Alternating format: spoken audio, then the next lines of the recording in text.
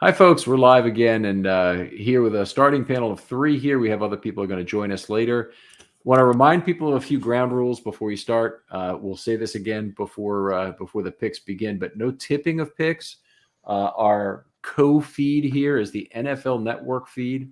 That's the one we're working off of, so that's the one the picks will be announced off of. I'll announce them as they go, but please, if you pick them up on Twitter and other places early, please don't put them in the comments or otherwise talk about them, and we can all enjoy this kind of at the same time. We asked everybody to come up with a list of 8. I want us to kind of go through who people want for today, and I think we got some interesting names here, probably a lot of overlap from what I'm seeing. But we're going to go through these one at a time. So Ravenator, Falele, Woolen, McCullum, and Agbare, Micah McFadden, okay, Isaiah Likely, and Eric Azukanma. All right, good group. Got 2 different names for me. We got a couple of misspellings, or at least one misspelling in there. That's all right. But Tariq Woolen be an interesting pick. Let's keep going on. Top of my board, adjusted for need, Tariq Woolen, Kingsley, and Agbury. So these are in order, I assume, because they should be, going back to corner, etc. That's good. Falele, Winfrey, McCullum, Robinson. We're missing a couple here. Maybe there's 2 more for that. Well, he's got them in this next one. Kobe Bryant, Jalen Armour, Davis, Joshua Williams, Braxton Jones, Rasheed Walker, and well done. Damari Mathis. You have Braxton Jones ahead of Rasheed Walker there too? I do not, but I like the list. I like the thinking there by Thigh. He's been with us most of the time. That's a nice job. Okay, very good. All right. And then Andrew McFarland, Falele or Walker for first, as they won't last. Agree with that. After that, Shakir or Dobbs, if they're still there, a little high, but they go fast too. Then a tight end, cornerback, edge, each have several options. Okay, that's true enough. Let's see here. Charles Bowie says it's Winfrey, Walker, Woolen, Zamir White, McCallum, Brandon Smith, Shakir, and Falele. All right. You think we can get Falele that late, Charles, if we wait until one of our later picks in round 4? Well, he has Walker early too, so maybe that's part of the reason. He wants Walker first as a priority. And then we won't take Falele if we take Walker, right? So Roger Crawford says Falele or Woletsko, McCullum and or Bryant. So you're willing to go to 2 cornerbacks. Wazirike, that's one of my guys. I really like him. I don't know if they could really get to him in the 4th round. I think he might be a 6. Austin or Ross, Gunter or Durant in a late round. Okay. Thanks for doing this again. Oh, we're welcome. We're loving this, man. Falele, please. That'll work. Hello. Charles. Yeah, I want Walker first. All right. So, Charles. Introducing folks on the panel here, you all know Jason of Huddled Up Films. He's been doing a lot of draft analysis and obviously handling the big board. So appreciate him coming on and sharing his order with us there. JW is new today. He's been on a lot of these draft shows with us before. He's done a lot of individual pods with me on Film Study Shorts. Anybody who wants to do that, by the way, love to have you. We just had another important member here. It's Coach. And let me get that off the screen. Charles's comment there, and we can. Hey, Coach. How y'all doing? Hey, Coach. What's up? Trying to figure out what business is for that. All right. So lots of picks. Lots of picks. We've been through a lot of people's top 8. People seem to really wanted to do that. Shrimp Trawler is a good one here. I don't know how much, if in camp you really get iron sharpening iron. Rookies will play against each other. That's a good thing. But there's a lot of brother-in-law playing camp. It's hard to get a real sense of what people are until the preseason at the very minimum.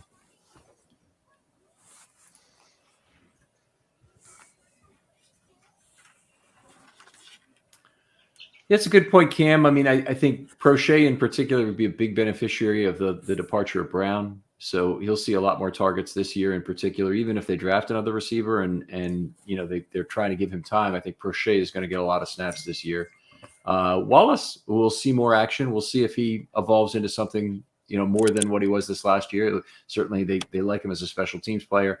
And I think Duvernay, it'll be interesting to see what they do, whether they can evolve him from more than just a gadget guy to be a real receiver. What do you guys think about that? Yeah, with Duvernay, I think that is on him, clearly on him, to change his body composition just the slightest to be able to run routes. And we saw a little bit of it last year. He was beating Patrick Surtain, high pick. We saw him on a couple of slant routes and things like that. But Duvernay is a runaway train, a lot of speed, a lot of power. I think what he does lack is flexibility, and that affects his route running. So whether he can evolve from that or not, I think is on his offseason training program, because he certainly has the coaches for it here in Baltimore. All right. And I think Prochet is a way better route runner than Duvernay. Yep. Duvernay is more of a screen jet sweep type guy. He's okay with routes, unless if it's a deep route, deep posts, nines, corner, something like that. He's good. But getting in and out of cuts, that's Prochet. And Prochet's both of them are good yak guys, but Prochet can make people miss. Duvernay just gonna run past people. They're different kind of yak guys, and I really like Prochet. Start like as if the roster was done right now. I really like Prochet to be that slot guy over Duvernay. Me too. And I like Wallace on the outside. Oh, go ahead, J-Dub. Sorry about that, buddy. No problem. I have been an advocate throughout last year to have more wide receivers get more targets and spread the ball around more. I mean, it's a tricky situation. It's kind of a good news, bad news situation with the loss of Hollywood Brown. I mean, they need somebody, but like you said, Coach, Prochet is a zone buster and a really good route runner and hands like glue. And Duvernay has that straight line speed and the return ability. And as far as replacing Brown, I think the best candidate is going to end up being Wallace as lining up at the Z, because he's familiar with that, and he's going to be more physical, no doubt about that. He's going to be more physical than Hollywood, and I like these young receivers overall. And I was a huge Bateman fan. I'm worried about depth because people are going to get hurt, and the Ravens don't have depth now. Yeah, I'm glad you said it first, JW. I'm a fan of Wallace on that right side. That's where he played in college. He's used to that spot. He's tough at the catch point. He's not the fastest receiver, but he does threaten you with the go ball because of his body adjustments, his hands, the way he's able to fight. He plays a lot taller than 5'11", in my opinion. So, yes, I do think we need to add someone, particularly someone with some straight line speed. But if I had to throw out a lineup tomorrow, I could see Wallace in that in Hollywood spot.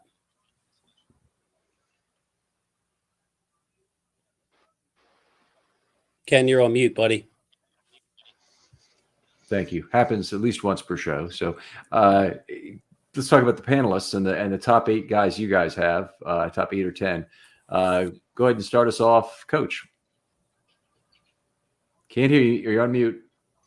I honestly have one. I didn't have a chance to do that. I just walked in the door. No problem. The only person I'm really thinking about is Woolen. That's the only guy that's even on my radar right now. Like I'm drawn back because I was emotionally involved yesterday in George Pickens, and my feelings were hurt. So I'm just gonna take it as it is right now. Okay.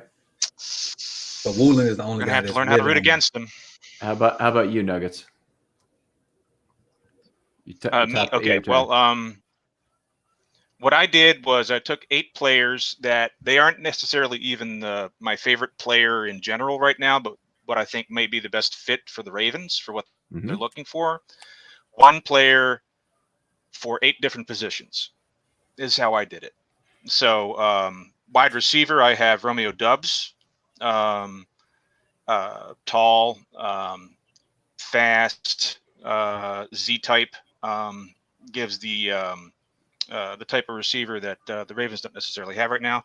Tight end, Charlie Kohler, who I can elaborate more on these guys if you want, but I think just running names right back. now we're running close to Yeah. the start of this, and everybody has a pretty good idea who these guys are, and we're going to do a lot more talking as we go through the round. Sure. Running back, I like Tyler Beatty from Missouri. Offensive tackle, I'm a big fan of Matt Waletzko. Interior offensive line, I'm cheating a bit. I put down Spencer Burford for a particular reason. Edge, Dominique Robinson. Yeah. Yes. Edge, Dominique Robinson. Linebacker, I like Malcolm Rodriguez in round 4. And the corner that I'm looking at best is Zion McCollum.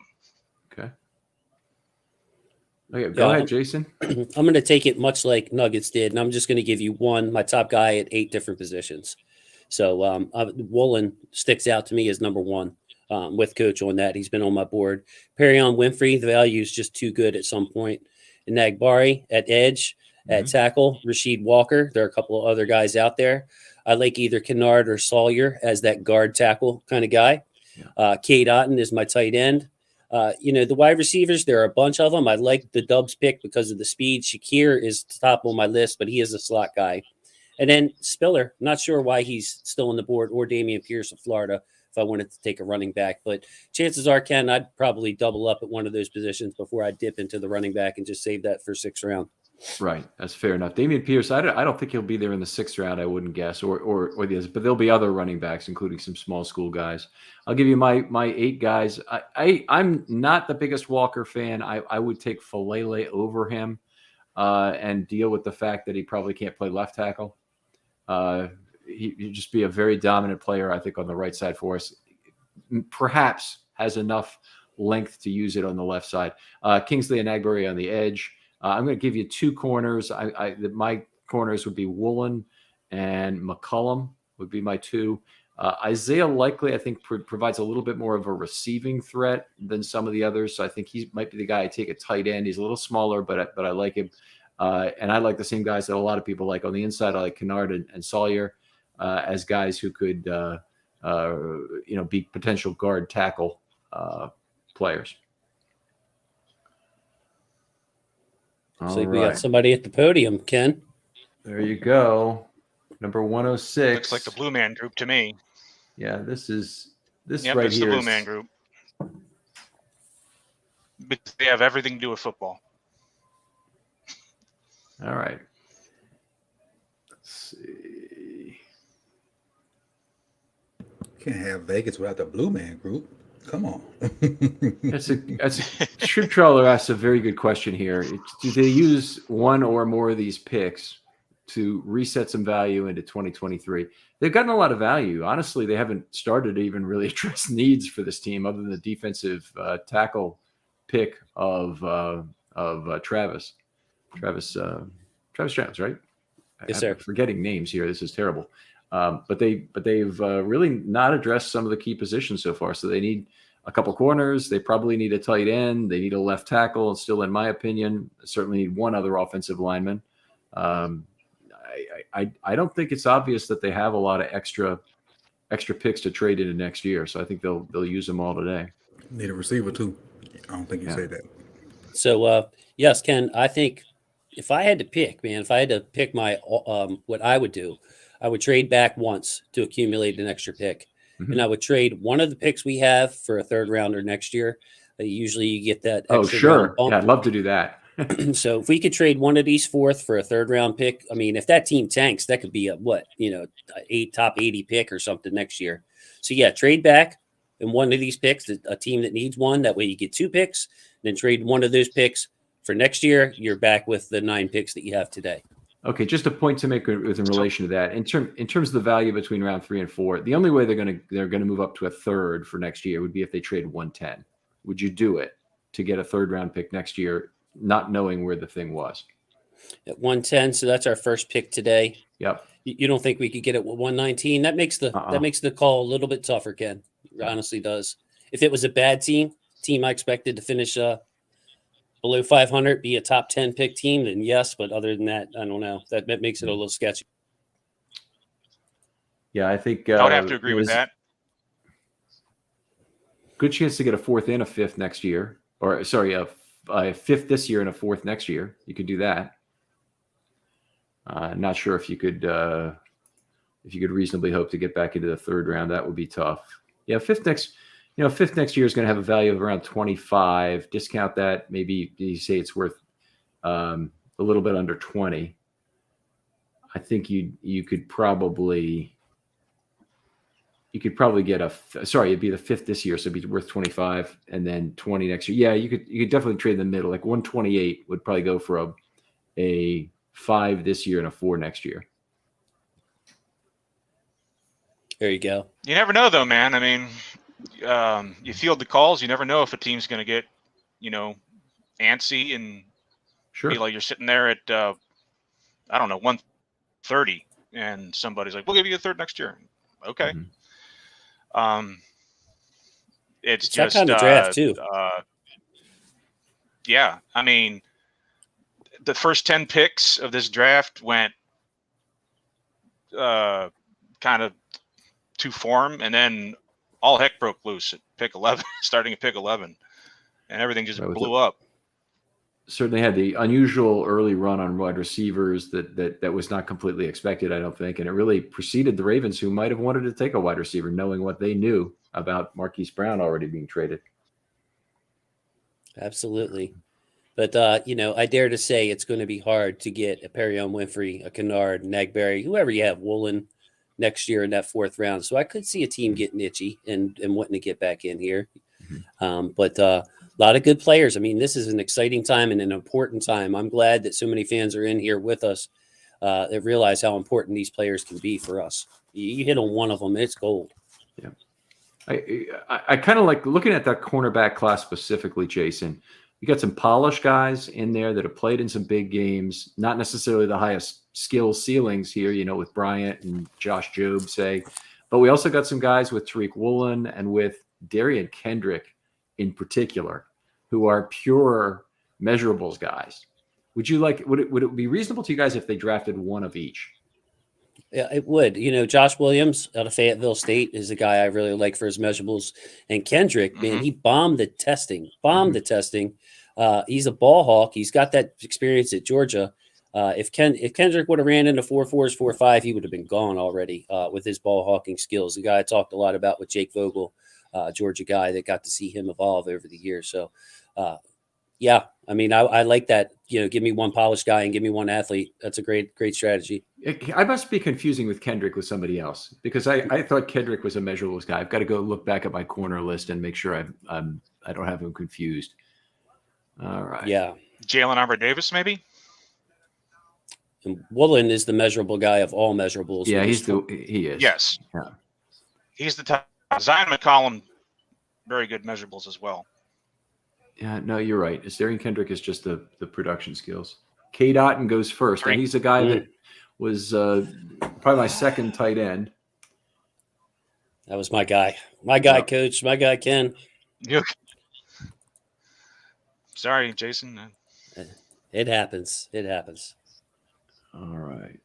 So we know there's going to be good names coming off here still in this round. It's a testament to the quality of the round itself, but hopefully there'll be some picks that we didn't expect. And some quarterbacks. I mean, damn quarterbacks. I like the tight ends board right now, not just with Otten, but there are a lot of them that Bellinger, Chig. You've got Grant Calcaterra, maybe Jake Ferguson, who I'm pretty high on. I love Likely too, Ken. Isaiah Likely, like you said. Isaiah Likely could be a very good receiving tight end, like you were talking about, Ken. Mm-hmm. He's got the size. Kohler because, Kohler is the same height as Mark Andrews. He run an identical 40 as Mark Andrews. He's an inline tight end that could line up in the slot like Andrews. Willing blocker, can improve on his blocking skills like Andrews. If he gets picked, you're going to hear it. You're going to hear this guy reminds me of Mark Andrews because of the area in the draft that he was picked and his athletic profile. Got a specific tight end question here. Where does Chig go? So it's a Conquo from Maryland. Is a fourth rounder too high for him? How about the end of the fourth round? That's where I'd say. I think a lot of people have him pegged lower, but I think the last pick of the fourth, I wouldn't mind the Ravens doing a little reaching if they haven't got their tight end at that point. I agree with that. He's a different type of tight end, more like an H-back, and I think he would fit as the perfect third tight end behind Boyle and Andrews to do some of the the dirty work, and still give you some yak. If you have to drop it down to him, he's the low option in like a flood concept or something like that. It's a great point in terms of do you think he could potentially be like an H-back role? They still need an additional move tight end, at least I think, if they're going to replace what Hayden Hurst did for the team in 2019. Is he was really a move tight end that they would stick in the backfield. They did some of it in 2018 too. And then they've got guys like Boyle who can do it, and they got Ricard who can do it. But if they want to play that full house backfield, that diamond backfield, they showed a little bit in 2019. Then they really need a second tight end who can go. Texans are going. This is the universal signal for a pick is coming up, and we need to take just a moment. Texans select Damian Pierce. Are you hearing a jingle? Okay. No, great player. When did that jingle start? What year did that start? I don't even know. You came up with the idea. I think that might be people entering the chat. So you're going to hear it a lot during the day. Great player, downhill runner. I think you see him as a 3-down back. You see him entering the end zone without his helmet on right there. You see the vision, the jump cuts. Damian Pierce would have fit right into this room. I can understand that people may want a different kind of back, a speed back, something like that. But Damian Pierce would fit in perfectly with Gus and JK as far as the Ravens style of runner. Really like him. If you're looking for somebody in your fantasy draft next year, draft Damian Pierce for the Texans, the lowly Texans. He should be on the field all 3 downs in some of these blowout games. So a little fantasy nugget in there too. But I'm a coach about when it comes to Chig. I said yesterday I wanted more of an Andrews clone for that spot. But, I mean, Chig, Roman would find a way to use Chig. There's no doubt about it. Yeah. So in terms of the speed back, Justice Hill is still on this team. There's a couple of players who are still on this team, and yet people have kind of forgotten about them. Jalen Ferguson, I think, is in that group of, hey, the Ravens now need edges, and he's a guy who could help them at least to start the season. Justice Hill, is he a guy now who the Ravens think about keeping around, being an outside speed guy that could actually take a significant carry load this year? Certainly came to the Ravens with that. For me, I think that Justice Hill will be around through training camp. He's not going to get cut until they have to. All right, the Browns selection is in here. And Perrion Winfrey goes to Oklahoma. Now, that's sad to see the Browns get that much value at this late pick in the draft. That's a very fine pick for them. Exactly. Highest player on my board. I actually had him all the way up at 37, which wasn't too uncommon. I wasn't going out on a big limb there. I saw him get picked in the 40s a lot, but yeah, for the Ravens, 37th ranked player on my board. And I saw a great practice player. And then coach, when he got into the games, I saw him duck his head, lose his eyes a lot. So maybe that has to do with how he was viewed by the league. Maybe they went strictly off the tape instead of how he dominated at the Senior Bowl. Who are you talking about? Perrion Winfrey. Oh, he's been picked? Perrion Winfrey. Just went to the Browns. Mm-hmm. Oh, I guess I'm way behind you. Our division rival. So now we got Seattle coming up at 109.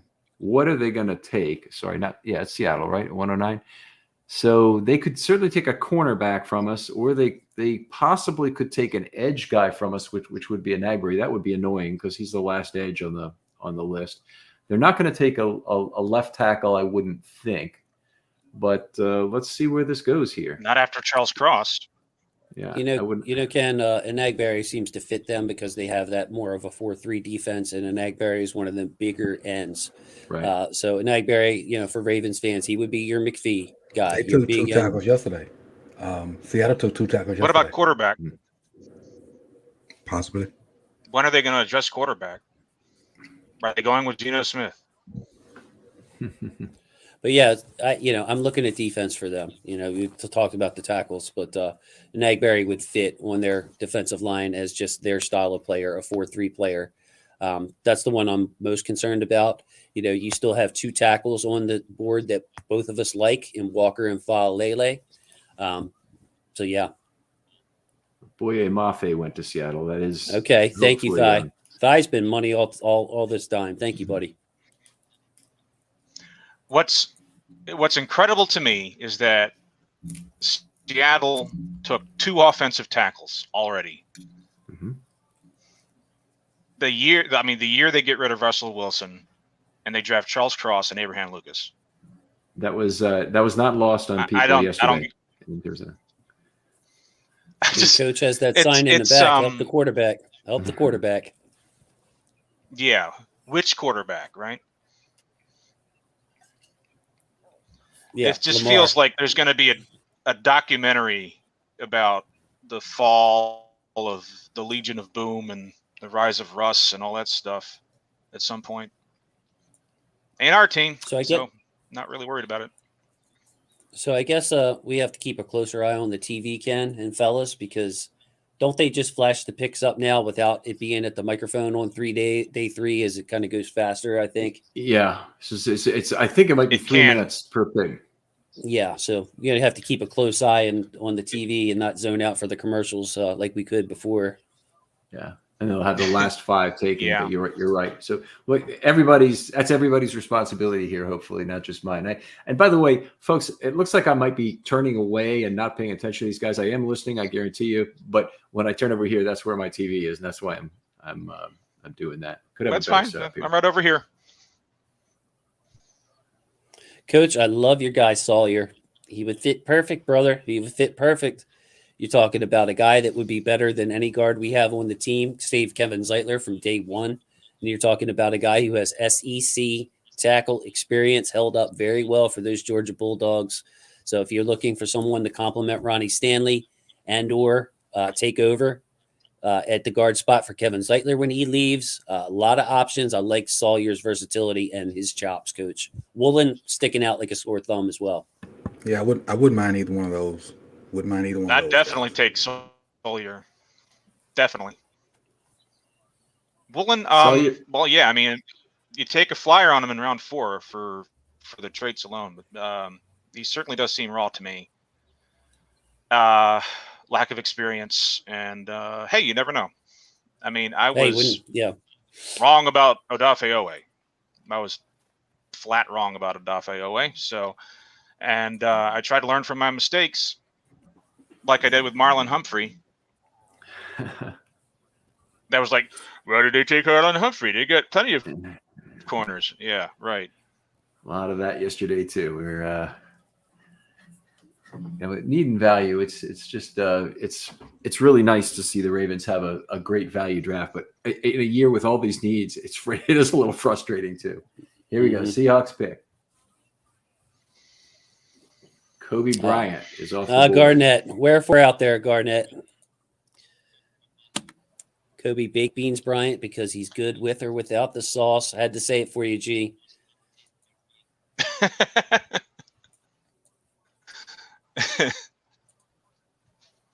We must protect Garnett at all costs, fellas. We must protect him at all costs. All right, Ravens are on the clock. So who do we think it is? It's going to come up pretty quick here, so let's just call it out.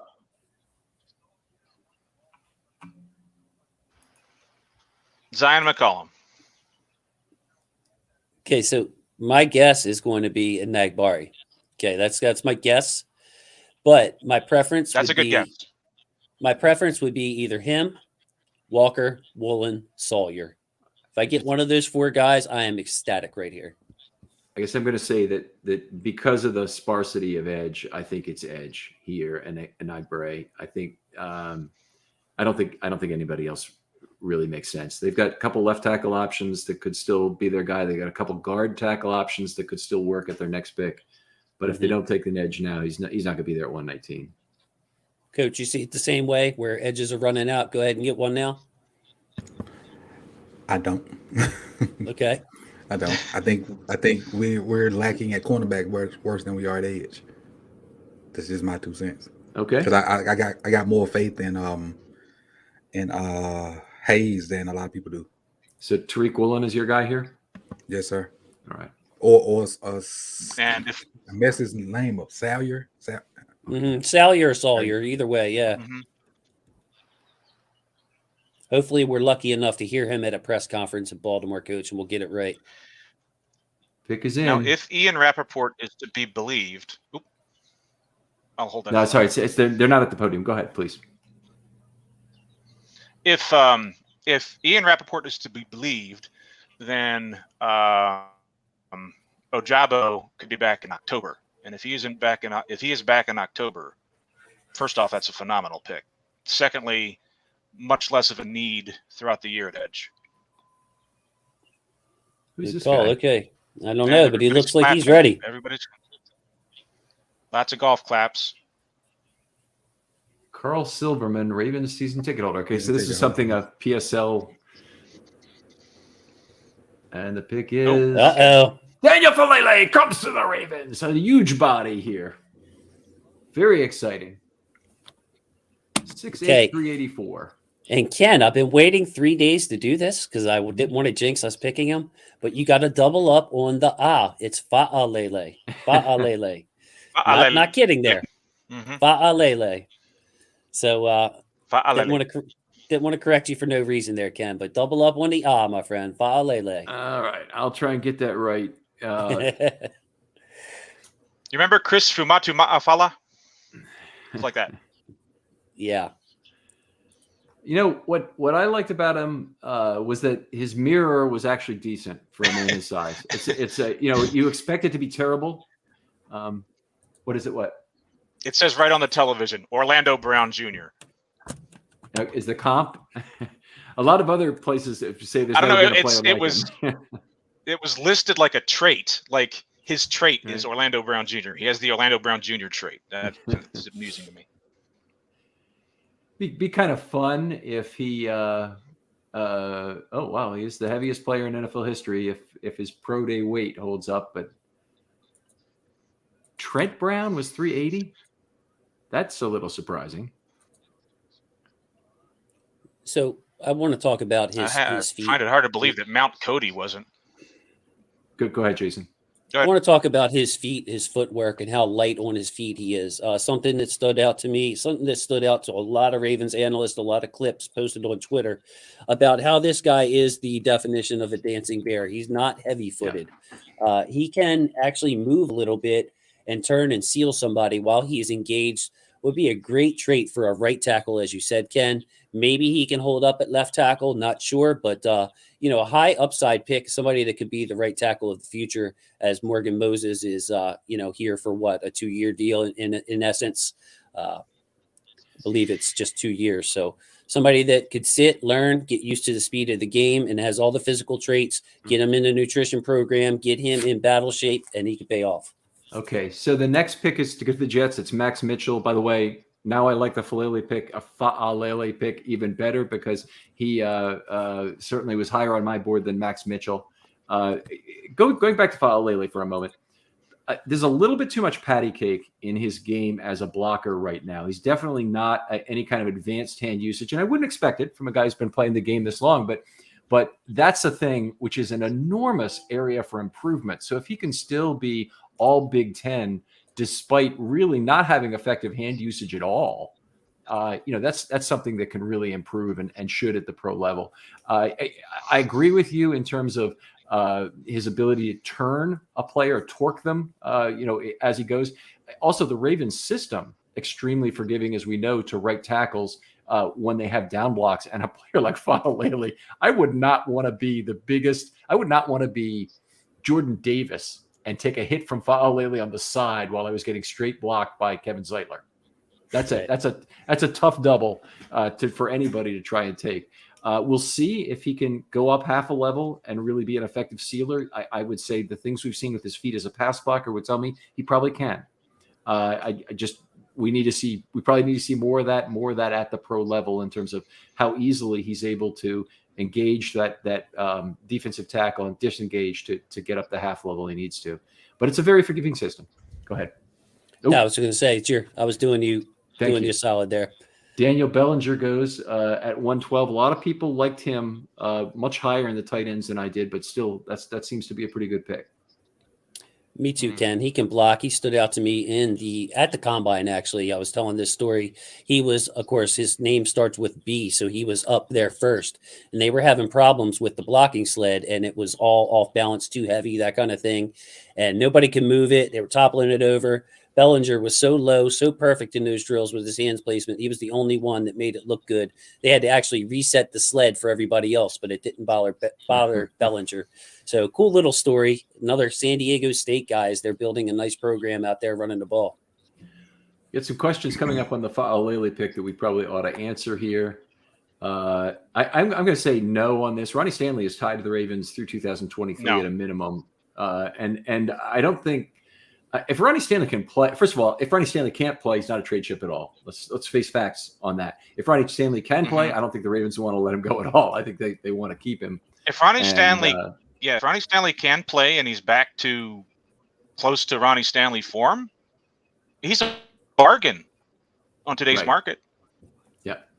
Well, and not only that, the salary does have a lot to do with how you can move someone. So, even though he's a bargain right now, it's still a lot of money for a team to take on for somebody who hasn't been on the field. So I think maybe more importantly with the Fa'alele pick, and something I mentioned yesterday, that they have him, and if this is a big deal, they had to youthify that position to have Moses and James and Stanley, and then McCary is your young guy who's obviously in year 5 right now, right? You're 4 year 5, whichever it is. It just didn't have anybody young at the position. Certainly nobody they can count on, and it makes all kinds of sense for them to have Fa'alele there now. So I'm up to the point where I'm surprised that. Oh my God, that's ugly. Hey, Kuiper's been wrong a lot. He's been right a lot. So, like the rest of Fa'alele us. does have a similar problem that Villanueva did, and that is he can lose the leverage battle. Mm-hmm. Loses the leverage battle. No, he can lose the leverage battle. I mean, he did not have a particularly good Senior Bowl week, in my opinion. A lot of guys got into him and got him off, and he looked surprisingly not as strong as was expected. So there's work to be done from the belly button up. There's work to be done. I had a question for Coach, actually. Well, Coach, you want to take the is Fa'alele starting by the end of this year question, Coach? Is Fa'alele starting by the end of the year? No. Unless injury happens. I think Moses and McCary would start off with that right tackle position. But barring injury, I think he'll be a project. And go ahead, Ken. I was just going to ask Coach, these Senior Bowl drills, it's something I wanted to ask Coach about just from a coaching perspective. They seem to me made for the defensive linemen. And I watch these a lot, and I'll actually get positives out of an offensive lineman, even though he might get beat, quote unquote, on the rep, because there's no trash around him. I mean, the defensive lineman doesn't have any assignment to keep. He can go anywhere he wants. He can hit him with any move. It's an opponent he's unfamiliar with. All these factors add up. There's no fatigue. So would you agree with that those drills are set up for the defensive guys and you shouldn't read too much into O-linemen getting beat on those one-on-ones? I agree that they are set up for defensive guys to win, but past situations, those are what you get. You're going to get a speed guy with his, 3rd and long, 3rd and 8, 3rd and 9. That's what you're going to get. So in that aspect, that it's set up for the defense to win and it's really an advantage.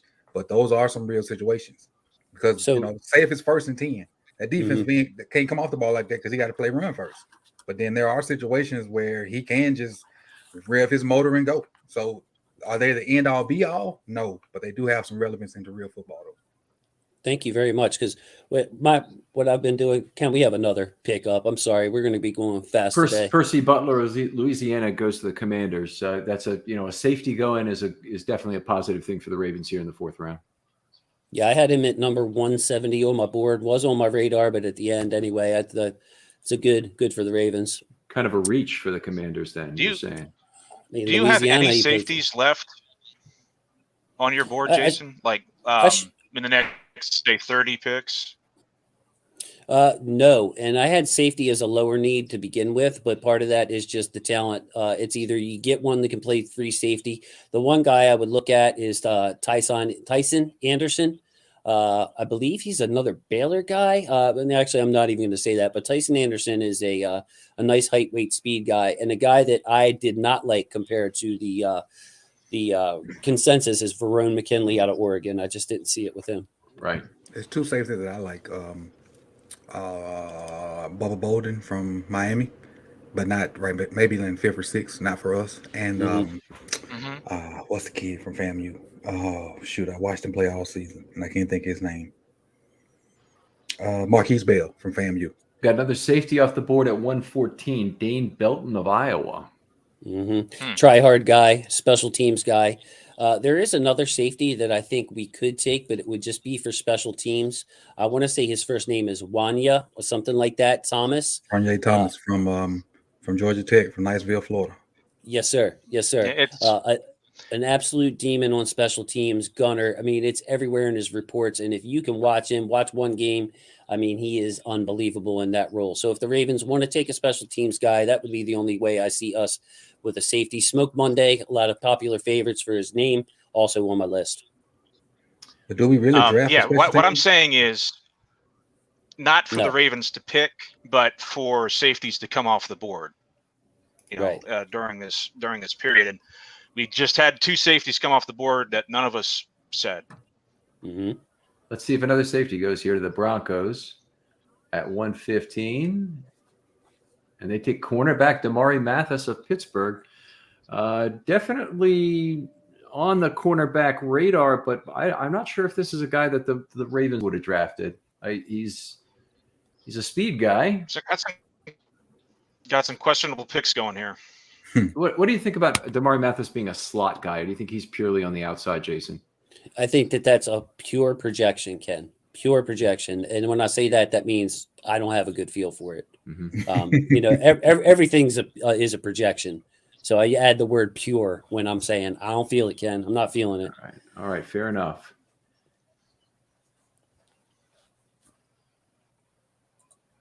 Yeah, that's a good one. Honorable mention. Cleveland and Falele, two huge men on the left side, perhaps at some point. Well, Cleveland is who I want to see at right guard. That's a lot of take man over right for now. Zeitler. Cleveland is who I want to see at right guard take over for Zeitler. I think that's where he's supposed to be. But we have Zeitler. And Troy, so not a problem yet. And I just wanted to say Detroit too. Good feet on both of those guys. Don't sleep on Ben Cleveland's pass setting and his ability to stay in phase, man. Like those are two guys, big guys with good feet, good eyes. One of the really nice things about Cleveland that I liked last year was his ability to process during pass blocking and go from that double team on the center to help the left tackle. Or actually, when he was at Georgia, we did it a lot from on the right side. But yeah, he was terrific. And I see some of that with Lele too, Ken. So all those points wrapped together for Troy, you and I. Big men, good eyes, decent feet, in position well. Lele with the leverage issues as have been well documented though.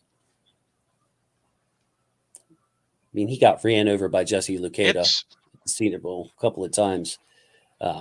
It's turned into a really interesting, eclectic kind of offensive line group, hasn't it? I mean, you got Linderbaum and Falele on the same offensive line, two like polar opposite kind of people. And Cleveland and Zeitler, and those are different in terms of highly technical and highly power. And I will say that I do like it because out of all the picks we could have made to help the quarterback, I mean, I like Walker better, but coaches signed in the back, help the quarterback. That's exactly what we did with the Lele pick.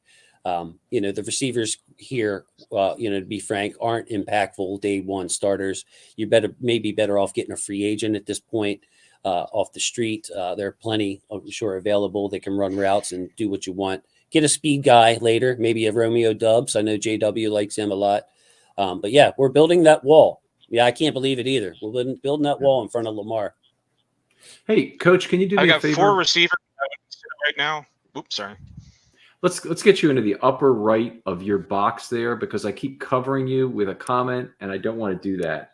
I don't know if it's just I don't know if it's just showing up on Coach's screen. Do you guys see the boxes in the same order as Ken, JW, Jason, Coach in clockwise? Mhm. Yeah, Ken, I was going to offer something for Coach. I'm going to try to leave and then come back, and maybe I'll pop up in a different box. I might pop up in Coach's box since he was the last one here, and that'll save Coach from having to mess with his camera. Okay, that might work. All right, see you guys in one moment here. Leave studio. And 6 people were just picked. Yeah. Oh, Alec is here. Alec, how you guys. doing, buddy? Good. Just want to make Great a little to- guest appearance and say that I'm really excited about the Flyway pick. Yeah, us too. I was listening to you guys, so really good stuff so far. Are you gonna be hanging with us for the Ravens' next pick at least? Are we on the clock? For four picks for now.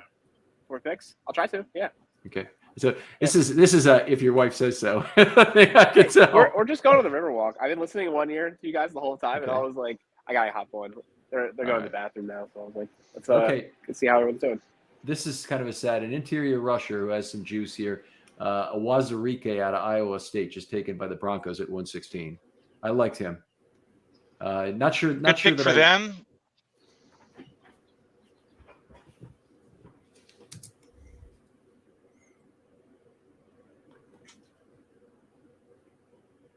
Yeah, I'm a little bit behind. Sorry. I'm with Coach. So we're thinking A McCollum little bit next. behind on the feed. Yeah, that's a good question. I'm not sure. I like we've, McCollum. They like Woolen. I'm fine with either. Woolen. There are a number of corners. I mean, I like Armour Davis. There's Tariq Castro Fields is on the board. A lot of guys. All right, we have a new offensive coordinator for the Ravens here. Although I love this idea. Why is Falele down blocking? Shouldn't Falele be in the backfield on this play? And you have Moses on the field, and you might as well get all your 2 Break RB the scale. set. Tyree Phillips and Daniel Falele carrying the rock. That the group they put on the field for the 4th and 2 at Seattle is one of the coolest ever. I love to see that kind of a unit go out there. Tell you what, yeah, they're not all going to be sharing a golf cart this spring during training camp. That thing will have a flat tire. Try to trick around Falele and Cleveland and Grang. Yeah, the sad thing is there's a bunch of people here, and I'm wearing my Haloti Nada jersey today, but who are too young to still remember how effective the Ravens were running a 7-man line that included Haloti Nada in goal line plays, and how often they were able to convert those to touchdowns. And Nada himself, unbelievable blocker. I mean, he's great penetrating lineman and whatnot. We love that about him, but unbelievable blocker. Sure, I think he's he's a Hall of great Famer. all-around athlete. That's another debate, but I think he's the Hall of Yeah. Famer. I think he compares to Dan Hampton. And I remember It's a those. great- I remember those sets. Willis McGahee ran the stretch very effectively there, had great vision in terms of finding the proper cutback lane. Not that there weren't about 4 of them on most plays, but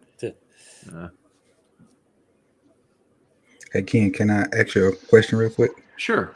Our Travis Jones pick yesterday, it was 3rd round, correct? 3rd round, number 76. 76. Okay, that's what I wanted. Thank you.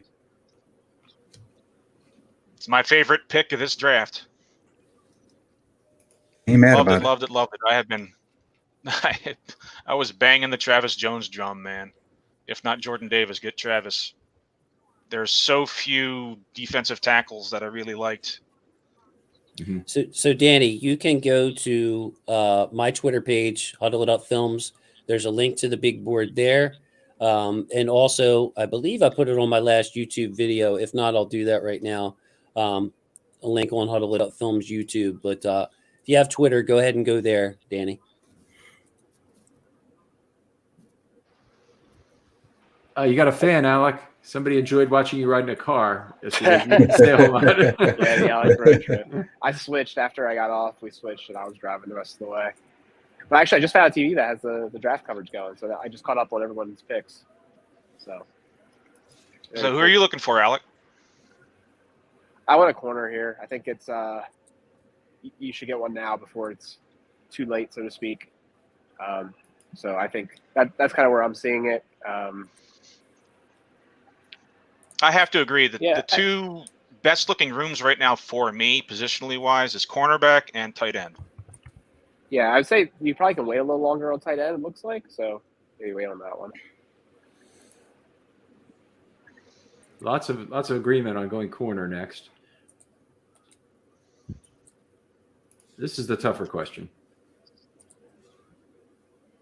Which receiver would you guys pick? There are 4 receivers that I would consider right now, and Dubs is who I chose because I think he fleshes out the wide receiver best.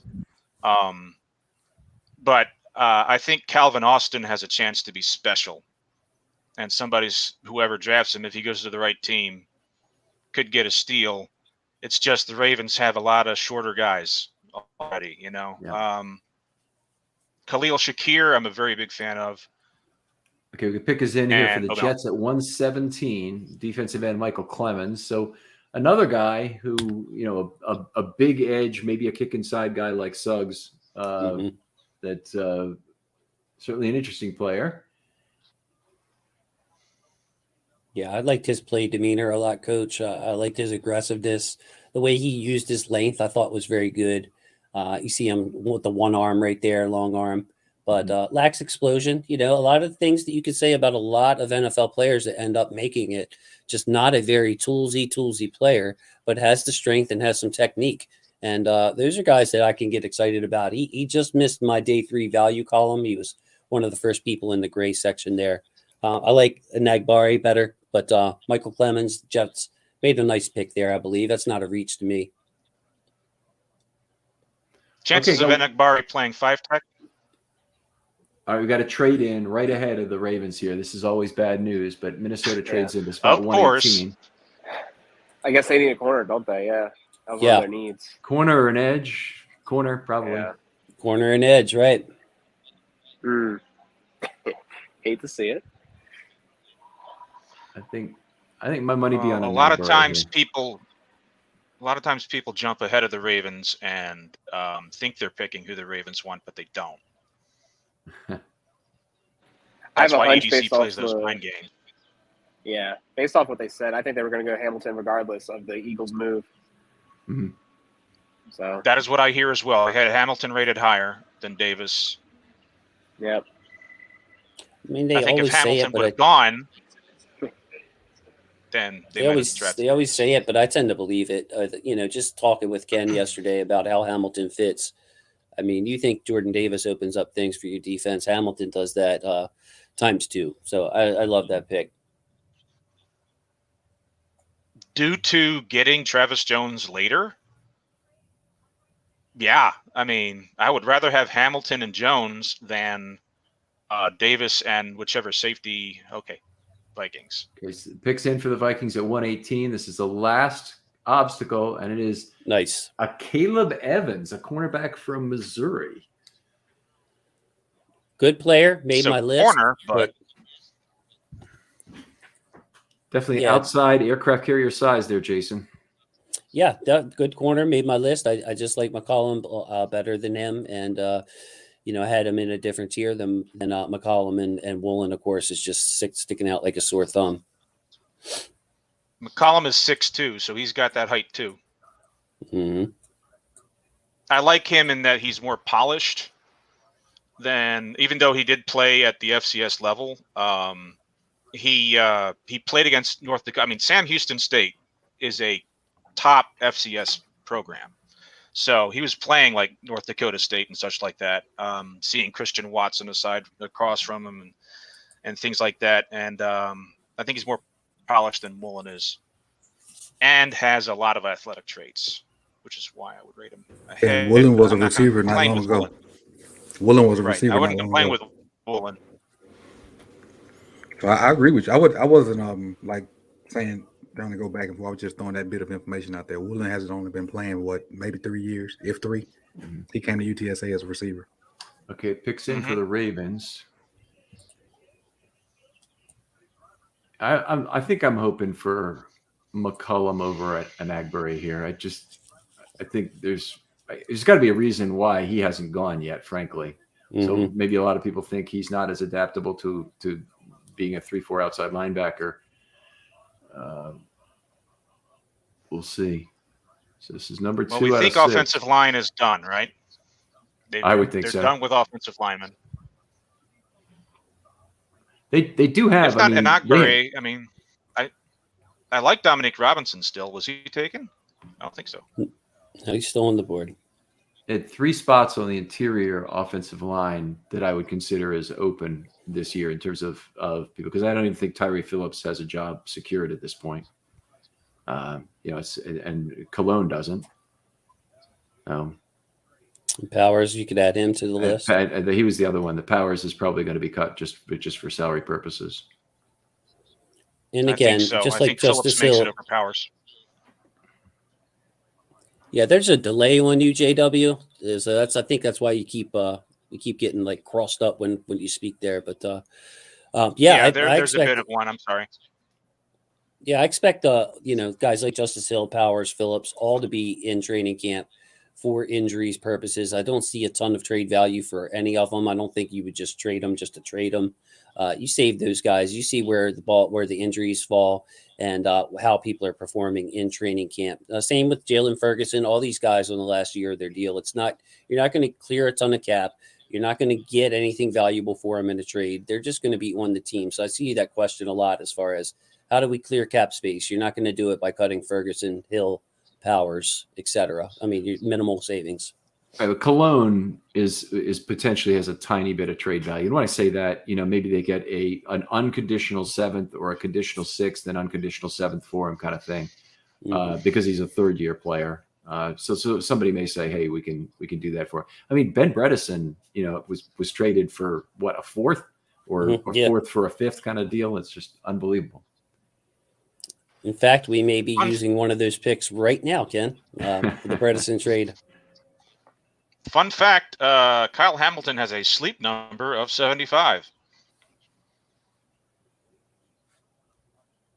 Sleep number? Oh, sleep number bed? According to the commercial. Okay. Yeah, according to the commercial I just saw. Yeah, I don't know if we have a sleep number bed, and I'm a 99 all the way. I need a hard mattress. Okay, here we go. This looks like this. Is this guy get to make all 6 picks in this round? No, it's a different one. Okay. And the Ravens pick is Jalen Armour Davis of Alabama. So a cornerback is addressed for the first time. Like it. Not my top guy, but pretty close. Yeah, I feel the same way. I mean, why not? Jalen Armour Davis, good guy. I don't pretend to know everything. Had him in my top 100 at 96, Alabama corner. We like those guys. And, obviously he gets to go against top competition. So not going to be scared of his competition in training camp. So you could do a lot worse than that. I'm glad we addressed cornerback. Would like to see his measurables again if anybody has him up. Yeah, I'm bringing him up right now. Just give me a second. Okay, so did combine in the pro day, 439.40 at the combine. 3-cone is unimpressive at 726. That's really lousy for a corner, I'll tell you that. Vertical jump is a little unimpressive for a corner, also at 36.5. Arm length is a little short. I think he's primarily they're drafting him for speed. He's 6 feet, 5/8 of an inch and 194, probably an outside guy. And with that 3-cone number, he's got to be an outside guy. He's not a slot. So it looks like if he's going to be on the field, he'll be on the outside and Humphrey will be in the slot again.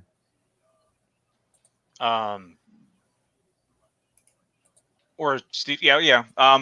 He doesn't have a heck of a lot of experience. He's another one that has a lot of room to grow, and I think he may be another positional convert, if I remember correctly.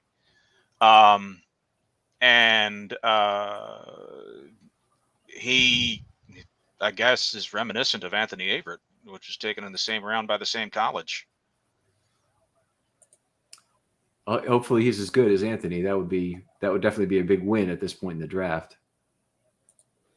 And I think it's important for fans, if you follow the draft long enough, you'll find that oftentimes they will take a Brandon Stevens or a Ben Mason or somebody that you're not familiar with, you're not looking at, and that's okay. You can hold your breath on those picks. We have another pick coming in soon, so I'll save the second part of my point here.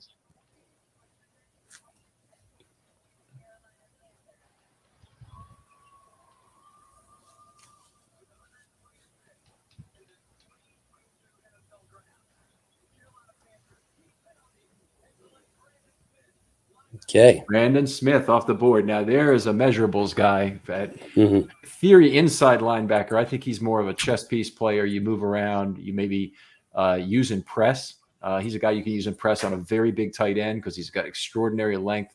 I looked at him on my inside linebacker group, and he can only make the honorable mentions because he's just a guy that doesn't exactly fit that position. What do you think, Jason? I thought his instincts were poor for an inside linebacker. I like him as a chess piece for that reason, Ken. He had plenty of chances at Penn State, and especially with his measurables, to make a difference there, and did not progress. So he's a young man with a ton of production. He had 9 tackles for a loss last year, shooting gaps, but you're going to have a lot of problems if you're asking him to read gaps, take on blocks, that kind of thing. And to finish my point from earlier, you do this long enough, the Ravens are going to pick guys that you barely study. So you have to, like, when I'm looking at our picks right now, we have picked 1, 2, 3, 4, 5, 6 guys. 6 guys I all had in my top 100. So for me, I'm delighted with that draft. I mean, sure, I wanted Pickens. Sure, I didn't want Linderbaum. I wanted to go somewhere else. I've had my bugaboos about this draft as much as anybody else, but we're looking at getting a lot of value in this draft. Go ahead, Ken. All right, another cornerback off the board, Jack Jones of Arizona State. At number 121 to the Patriots. Guy that did not make my list, Patriots. But very well could have. Yes, he's got physical skills. I think he has some issues that he has to work out.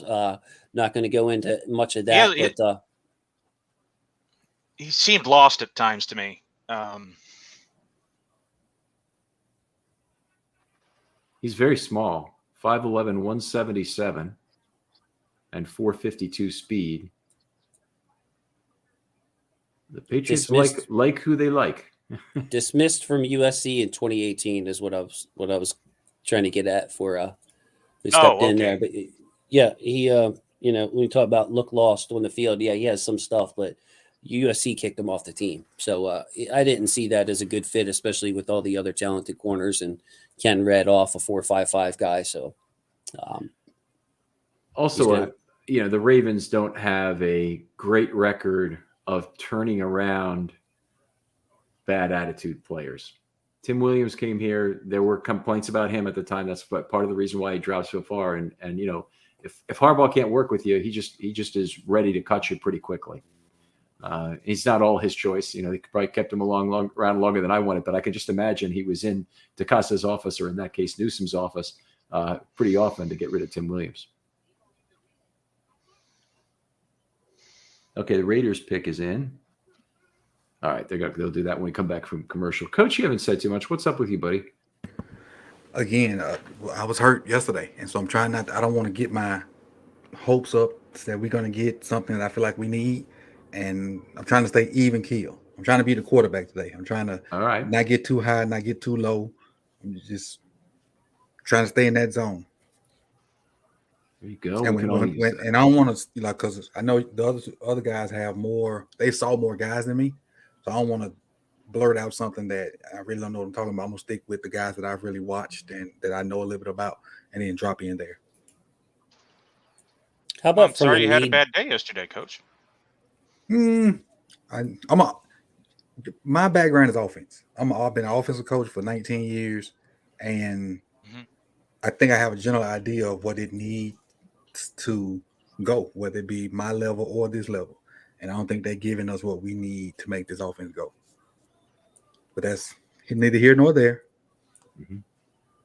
So what kind of receiver would you like to add, Coach, traits wise or style wise or anything What type? Out of what's left, or just like Just perfect in scenario? perfect scenario. Give me what you think. Aside from a superstar, what kind Based, of guy? based off the roster, we need a tall guy that can help with the jump balls. I would say tall and fast, but at this point, those guys are pretty much gone. You're probably gonna get either a fast guy or a tall guy now. You just need a variety of receivers to do different things, because you got the guy that can do a little bit of everything in Bateman. Yes. He can be a speed guy. He can be underneath guy. He can be a possession guy. He can do all of that pretty good. So now I think you need burners to keep the defense in too high. Because if we allow teams to play a single high, they're going to stop our run no matter how creative Roman gets. So you got to have a burner out there to keep the defense high. And you have a burner in Duvernay, but I don't really see him running deep routes. Prochet's your underneath slot Wes Welker type-ish dude, so I'm cool with that. But we need a big receiver and a burner to. And even though I'm complaining about and saying we need receivers, I'm saying this to help the run out, to give the run space to operate. That's why I'm saying this, because if you can keep people in too high and make them defend you down the field, your run game is going to open up. What about a tight end? Go ahead, JW. If you need a big, slow receiver to help with jump balls, that's Justin Ross. He doesn't necessarily got to be slow, but he don't have to be. I do agree with you, Justin Ross. What were you going to say, Ken? I forget. Tight end. Honestly, Tight end. You started with tight end. He was. Ken was going to ask the same thing I was going to. So can you replace a receiver with a tight end? I think you can. But the guy that I think that would help you in that situation is gone right now. Everybody else, I think, is going to be tight ends that are traditional side to tackle tight ends. Not really. You can flex them out. You could flex out my guy from Virginia, Jelani Woods. Woods played a lot of his games in the slot. There wasn't a lot of times he was beside the tackle. There are a couple of guys that I think could flex out still. JW's guy, Kohler, big target, long-armed guy. He is his hands, the ball just disappears in his hands. He would be that back shoulder fade, red zone, tall type receiver. And also a guy who was a former, first round, second round, a lot of second round hype behind Jalen Weidermeyer, another guy who tested terribly. His hands is his big issue. Some drops for Weidermeyer, but he is more of a receiver coach than a tight end. Both of those guys, in my opinion. Yeah, I agree with you on Weidermeyer. I didn't forget about him. Isaiah Likely as well. Yes, has some receiver. Pretty solid receiving skills, and he's not really a blocker. So, but I'm with Coach. It would be nice to actually get a wide receiver who can do that. Is our boy on gone? Well, I mean, I said Dubs. He went early. I was just saying. That's why I said Dubs. Yes, Alec. No, he was selected. No, he was. Yeah, he selected earlier. That's what I was going to say. He was actually the first pick today, Alec. We have a running ball back off the board there, Ken. Don't know if you saw it. Zamir White out of Georgia. Very good. Number 122. And maybe one of the reasons they didn't pick up that fifth-year option on Jacobs. Jacobs, yeah. That surprised me. That legitimately surprised me. You know what? I see a lot of similarities in their game coach, just the ability to fight for yards, power back. Jacobs was a little more skilled as far as his wiggle and his initial move, but I could see Zamir White playing. I think he got underrated because he was overshadowed by James Cook in that offense. But man, he had an injury and came back and ran pretty quickly in his 40 time. So that was impressive. Really incredible that 3 first-round draft picks and 0 fifth-year options for the Malak Farrell draft. Colleen Farrell, how you say it, Jacobs, and who's the other guy? I think it was Abram. Abram, yeah. Arnett. Abram, sorry. Arnett was the following year. Yeah.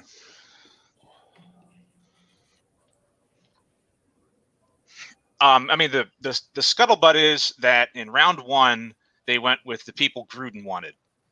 And then Mayock took over after round 1. And it's funny how their picks got a lot better after round 1. Well, the Farrell, I mean, it was a strong coach system, so I understand that might be the case. But the mishandling of the Farrell pick is so legendary, you can't even discuss it. But it was so uneconomical in terms of being a guy who could have been had at 13, 15, 18 probably, but let's say 13, 14.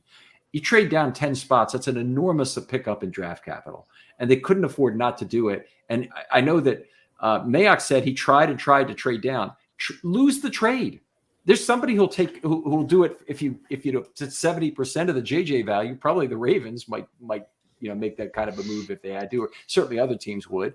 And you go ahead and lose the trade if you need to. But that was such an uneconomical pick. It was ridiculous. And now to have him not get the 5th-year option, it's kind of a double gut punch on that. Mm-hmm. Chargers are up.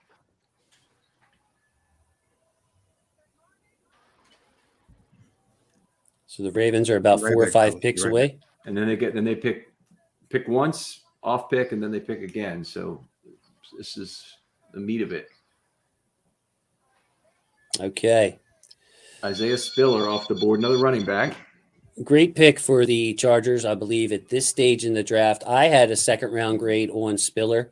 I didn't account for need in there. He's not a guy I would have taken for the Ravens in the 2nd round, but take nothing away from this guy. As far as his ability to read a defense, he fits in any kind of scheme, I believe.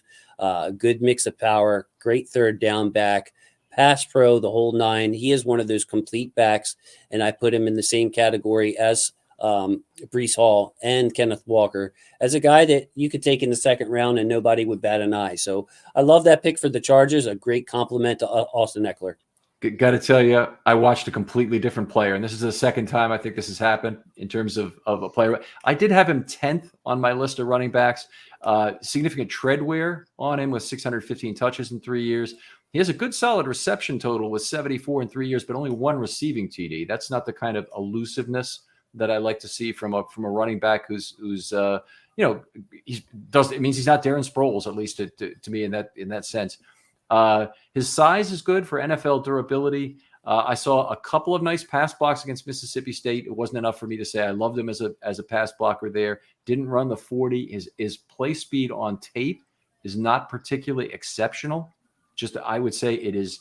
He doesn't burst off the screen at me. And he had really lousy explosiveness numbers. Now, that doesn't necessarily mean that much, but it does impact some things when he's going to be breaking tackles and whatnot. You want to have that. Go ahead. I'm sorry. The Browns just took a kicker. A kicker's off the board. Woohoo, Cleveland. Cade York. No, sorry, Ken. That was just too much. The Cade York pick was too much for me. I had to put the finger up there. Before Ariza. But Ken, that's the beauty of the draft. The beauty of the draft.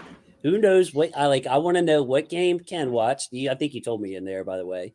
And then I want to tell Ken what game I watched if he was a Raven. Now we don't really care. Mississippi State for me. Right. And then trade him off and see if that changes our opinions. But it's the beauty of the draft, man. I love when people disagree with my assessments. It's just it tickles me pink. When somebody like Coach or yourself, who I trust so much, Well, I tell you what, it would mean a lot to me. Cleveland that took him. Okay, it would mean a lot to me if it was a Ravens pick. But given it's Isaiah Spiller and he was 10th on my board, I don't really have an interest in looking at another game. I will if you want me to, if you just want to do it as an experiment. But. No, I was just giving an example. If it was a Ravens game and we disagreed that much, I would want to do that with you and trade. Somebody's making this pick from Christ the Redeemer in Rio. Hey, shout out to all our Brazilian fans out there. Thank you for your support on Film Study and my channel. Yeah, outstanding stuff. We've got a lot of fans down there. The Dolphin selection is. Fun fact, Christ the Redeemer is of soapstone.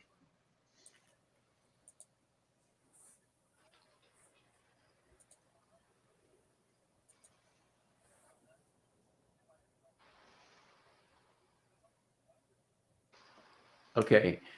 Eric Ezukanma. I don't know if I'm pronouncing that correct, from Texas Tech, the wide receiver.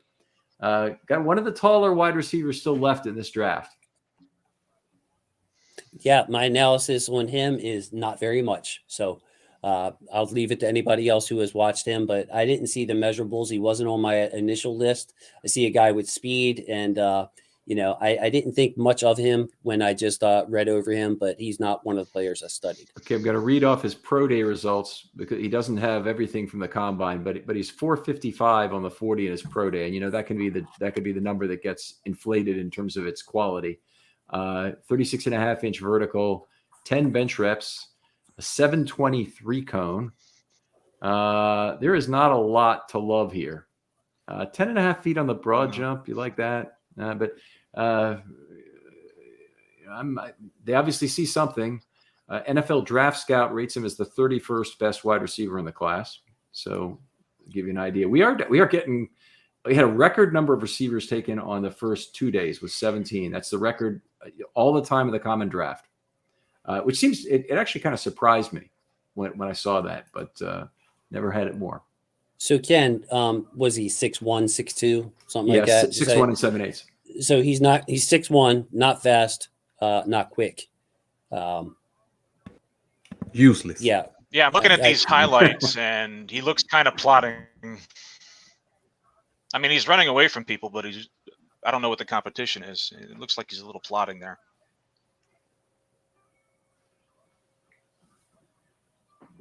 So I can't wait for the post-draft and to hear stories on players like Darian Kennard, Nagberry, Rasheed Walker, Tyron Woolen, Jamari Sawyer, all these guys that, consensus from your Jeremiahs and Schragers, the guys with the agent contacts, all the way down to like your PFF guys, the numbers guys, the guys who do mock drafts for a living. These were consensus type players somewhere in day two, rather, not day one.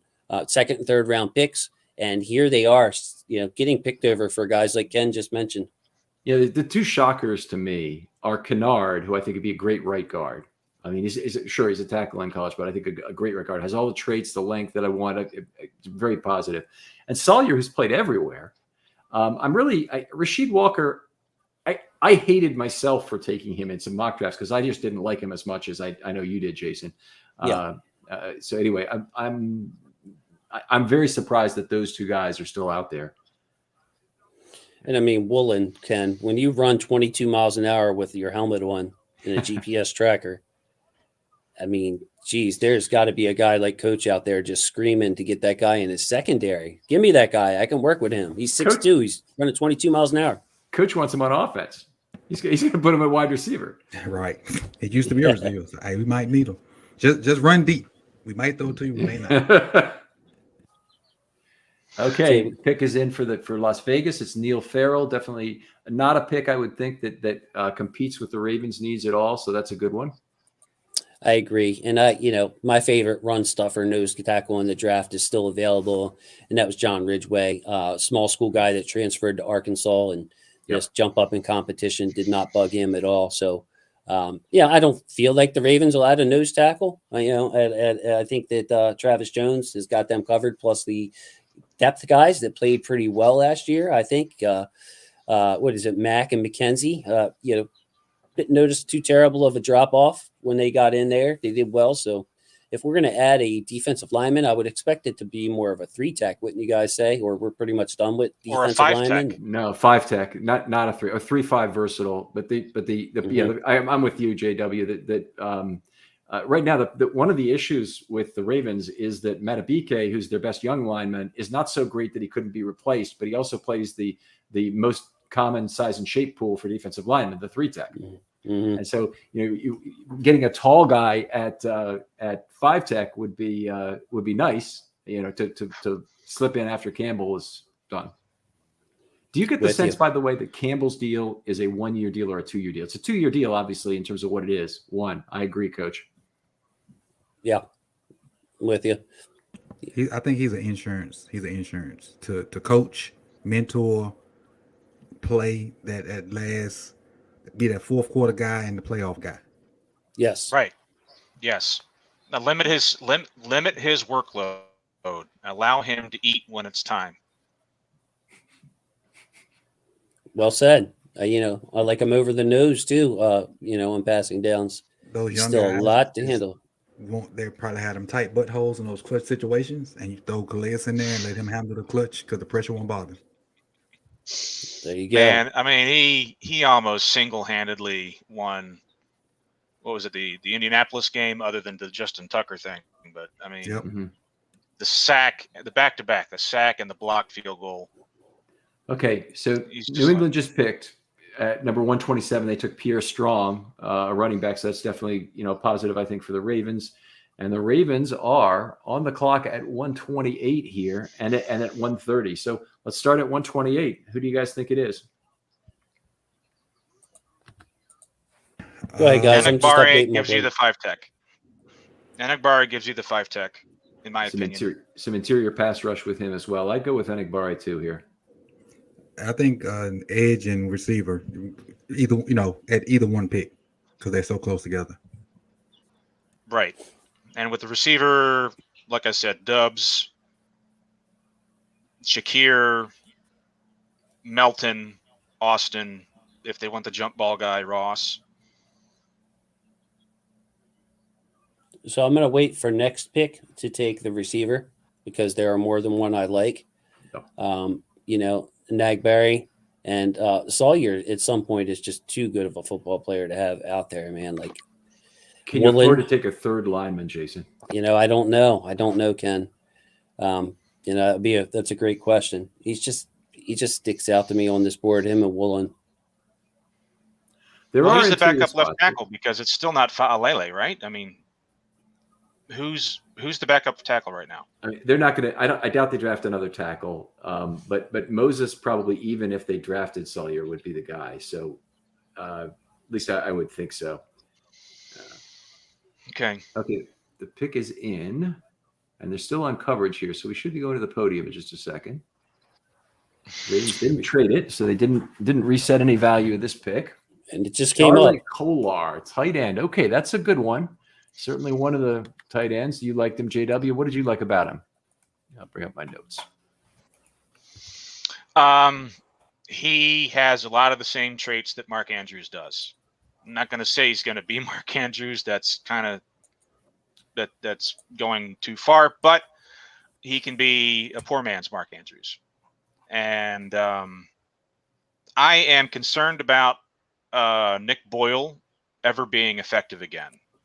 I'm concerned about That's fair.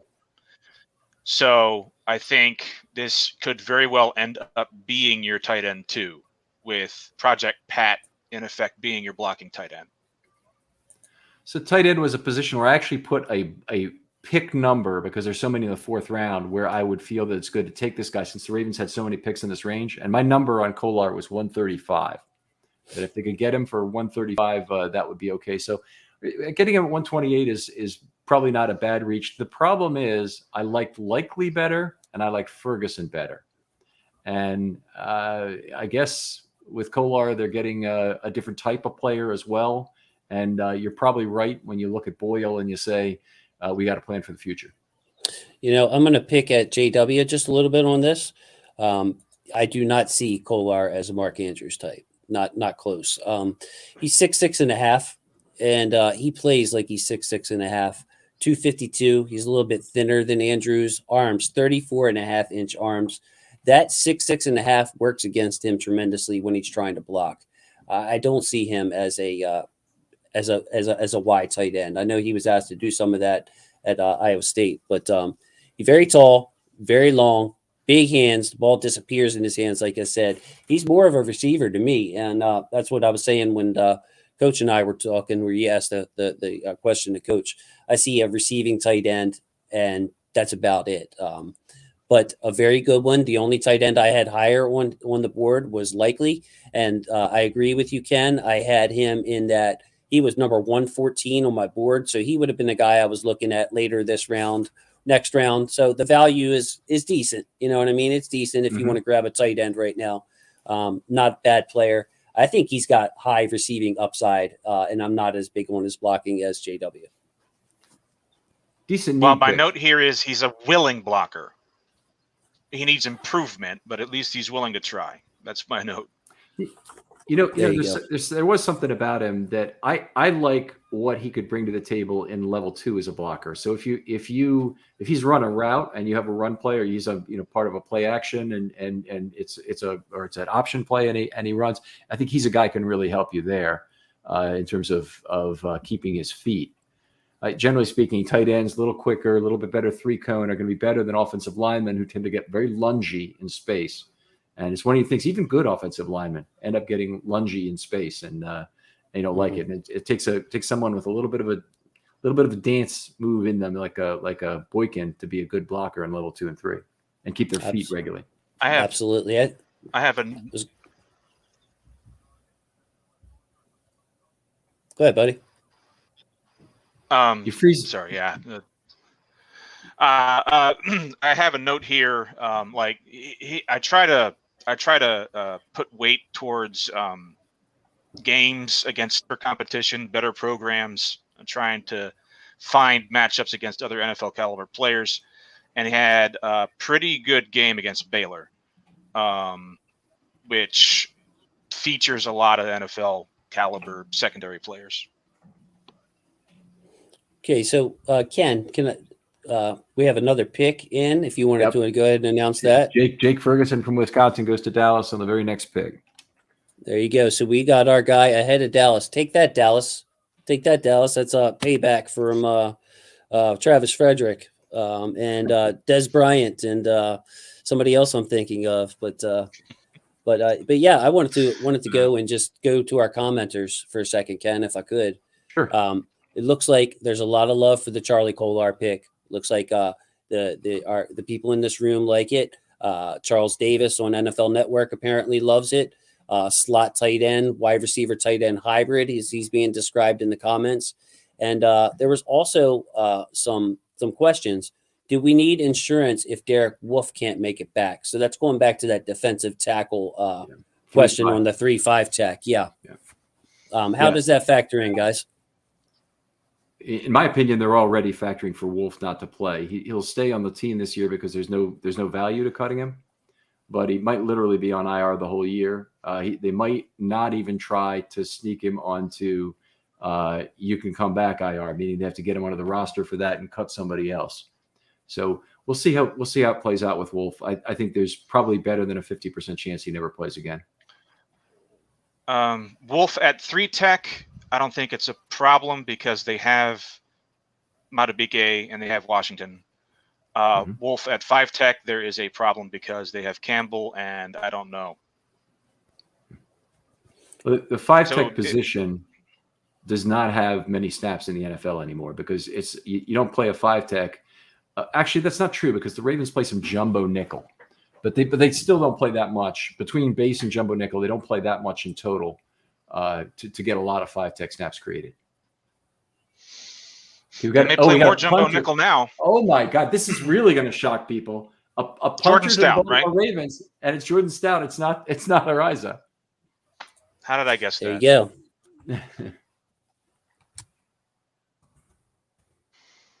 There you go, Ken. Jordan That's Stout. very surprising. Well, he was my number 2 punter out of like 3.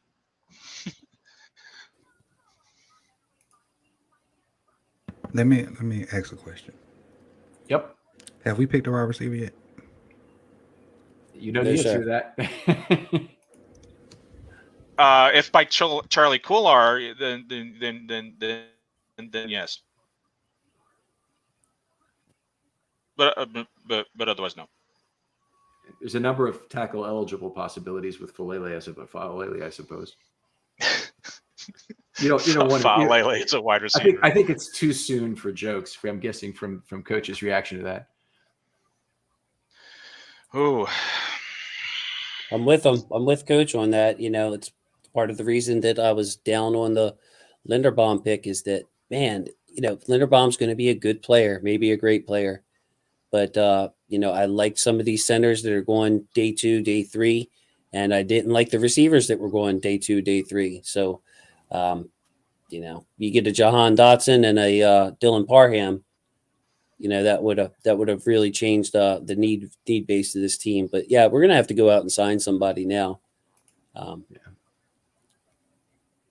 Some good cornerback information here. Good comments from people. Having a good discussion we want to kind of get to here. You guys agree with that? McCollum in the slot? Yeah, I He's think big. he has the He can physical play skills slot. to do. My only problem with that is that we have a lot of big in our secondary, a ton of big, and no quick, no small, no quick small specialists. So, that's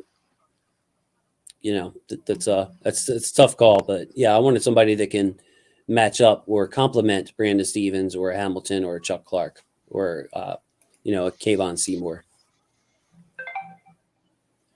I hope to not see Seymour on the field. I'm thinking this. I was trying to phrase it in a way that wasn't completely insulting, but Seymour is, didn't get it done last year, and I don't think that makes a lot of sense for the Ravens. If he's truly in their cornerback room when the year starts, that'd be pretty bad. There you go. Probably means injuries again. Probably. So is the talks about Debo to Baltimore, are they dead? I don't think it ever made sense from a money perspective. I mean, pick up a huge contract like that, and you're going to need to sign Lamar Jackson. Even if you could rearrange the pieces to cut people and get him signed, to me it doesn't make a lot of sense in terms of paying an enormous amount of money for a player like that, and having to trade in addition. There you go. Hassan Haskins comes off the board, another running back to Tennessee. Another running back to Tennessee. I need to take a quick break, guys. I'll be right back.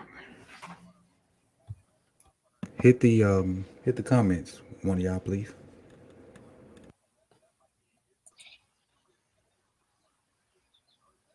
This punter pick is Ben Mason equivalent pick. Whoever said it, I'm with you. They could have gotten that guy in round 6. I think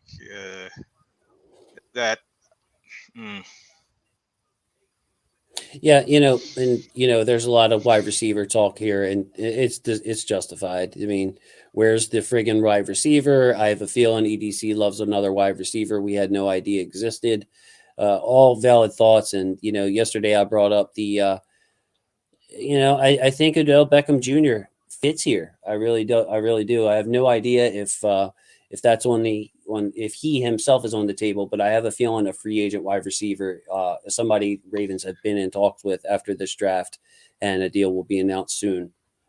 Because like Coach said, there's no reason to not address the receiver. If you knew Hollywood was going to be traded, they probably had somebody lined up and said, hey, if we can't get one of these 8 receivers, including Pickens, then we're going to go ahead and sign you. And Romeo Doubs comes off the board to the Green Bay Packers. So yet another receiver. And I believe that was JW's top fit for us. I liked him as well. So yet another wide receiver goes here. For Green Bay. He's also a fit for Green Bay, who drafted Christian Watson earlier, and they like the taller guys there.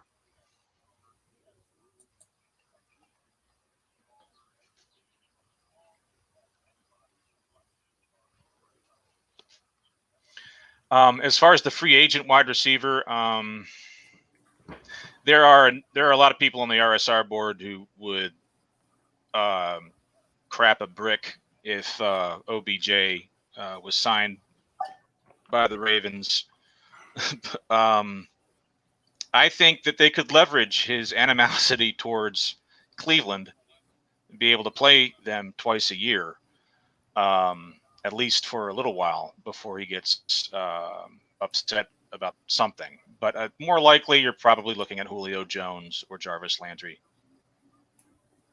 So I'm seeing in the comments now, trying to keep up with the comments. Why aren't you guys answering questions? Why aren't you guys answering questions? I don't see a lot of questions, guys. So, Cook, one of the questions I see, Cook probably going to retire soon.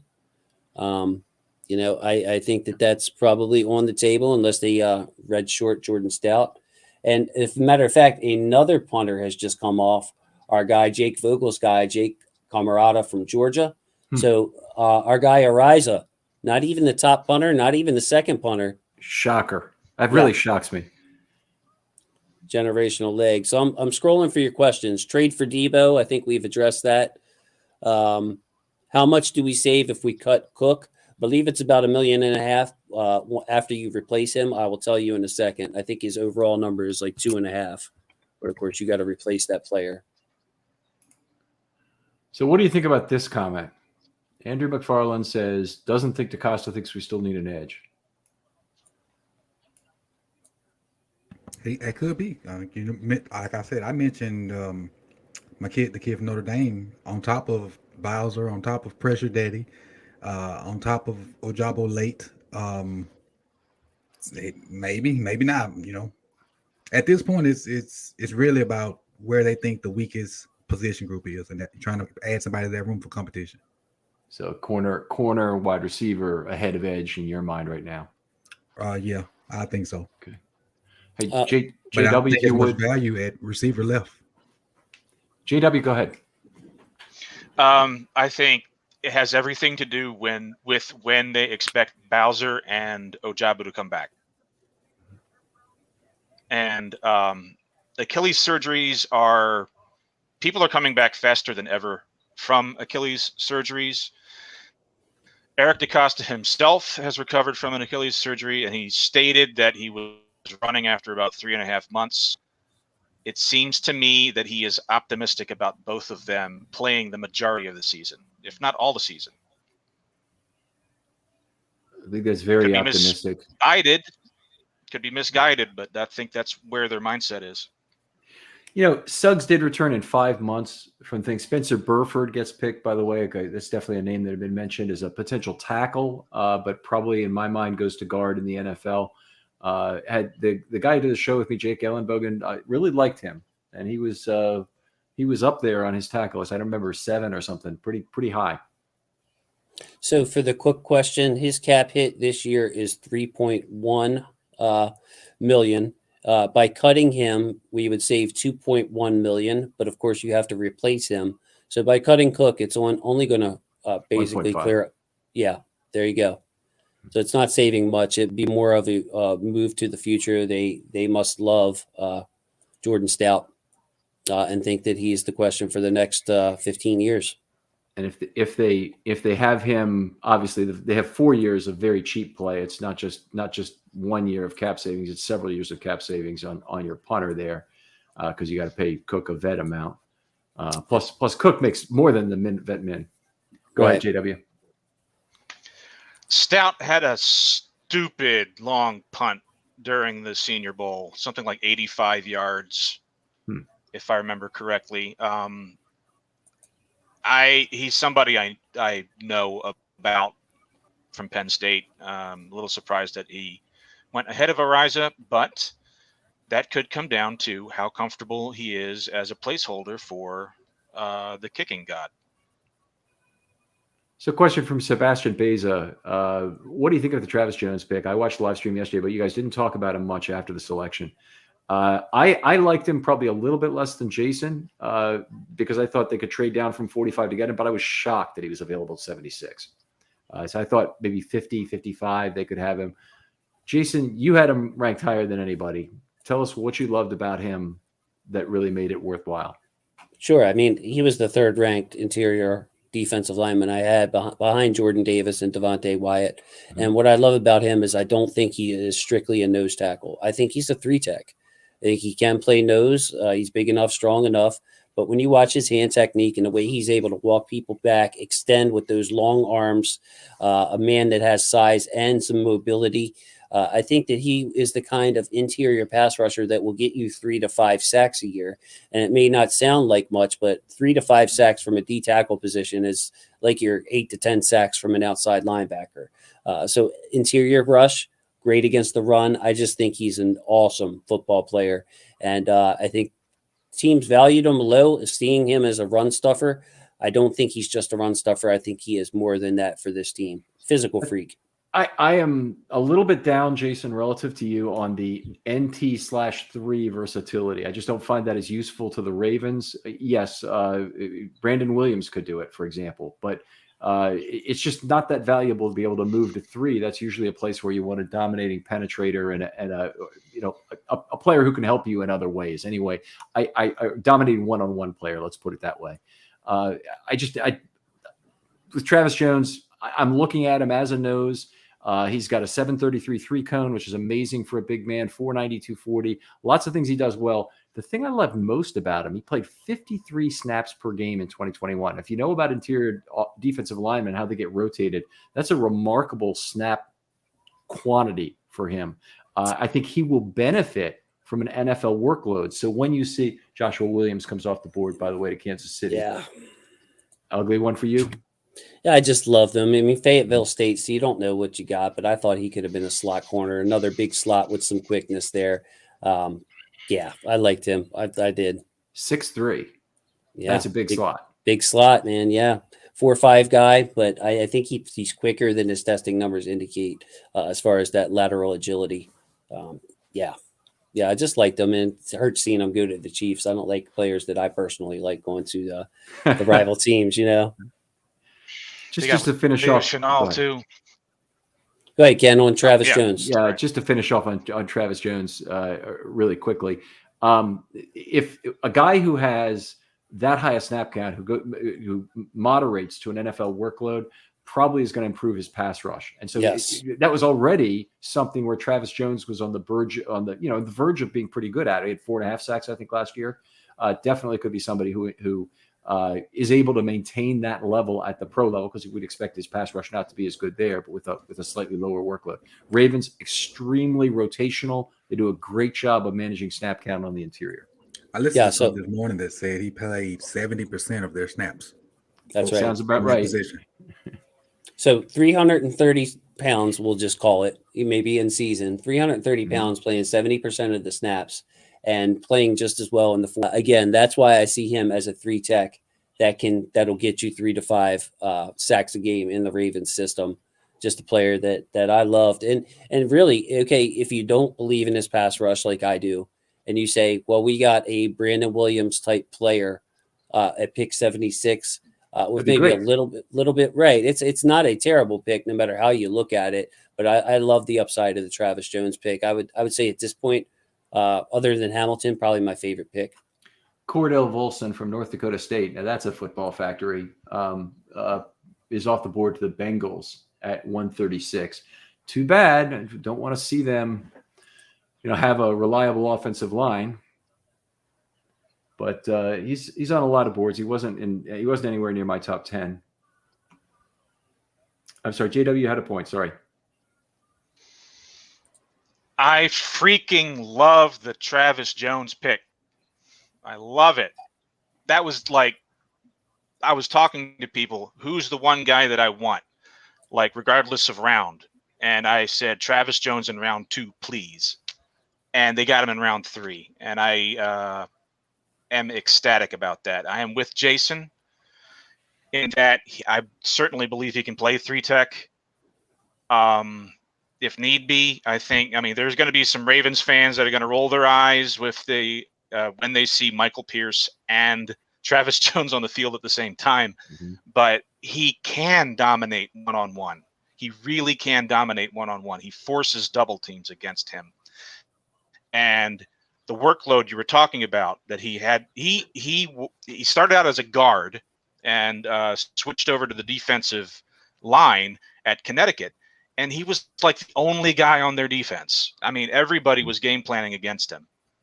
And he has improved tremendously from the beginning of that year all the way through until the Senior Bowl. And he had dropped 30 pounds. And when I saw him at the Senior Bowl, and I graded the Senior Bowl week and especially the game, he was my number 1 player, regardless of position, at that Senior Bowl. And so I cannot speak glowingly enough about that pick. All right. Well, fair enough. You said you'd love him in the second round. Of course, your friend asked you regardless of round, and then you said you'd like him in the second round. But tell me, where would you have been comfortable? What number pick would you have been comfortable taking that?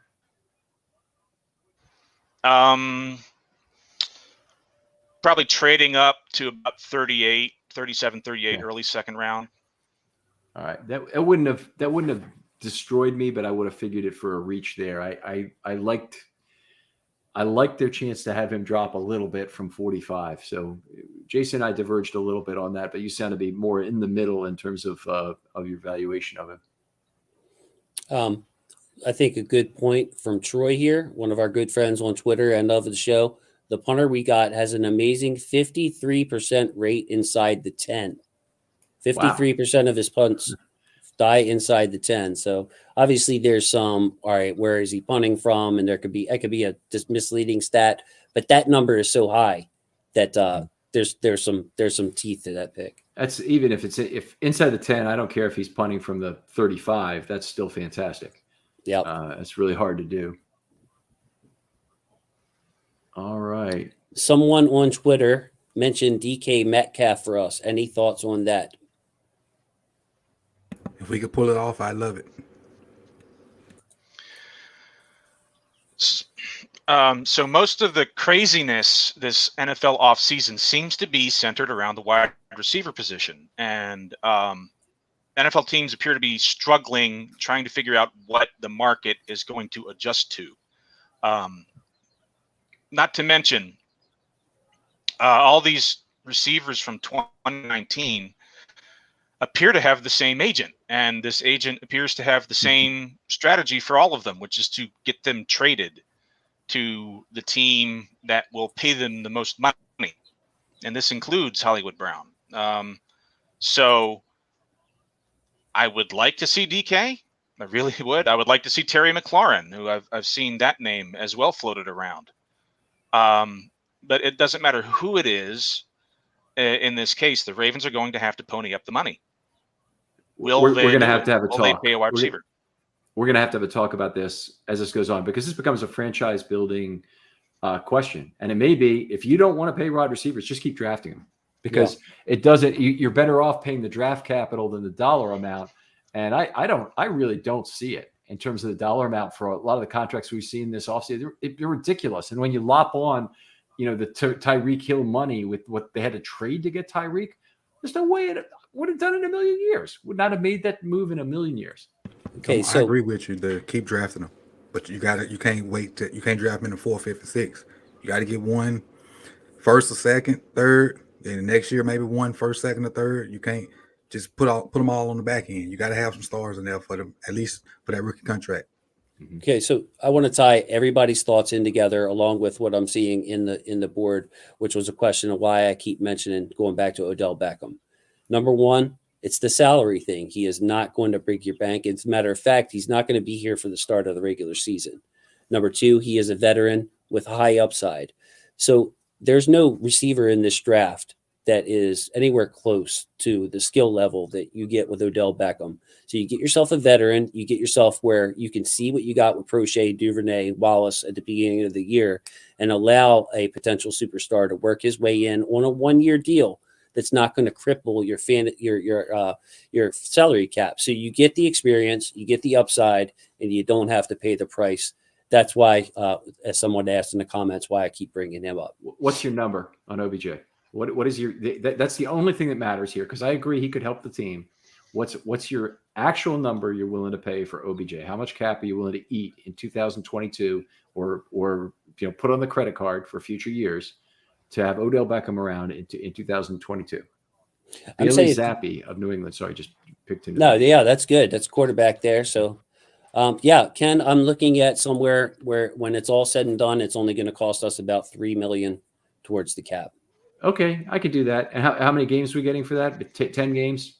We're going to get, I was going to say 8. I was going to say 8 games, and then plus the playoffs, Yeah, that's what I was thinking, 8 games in the playoffs.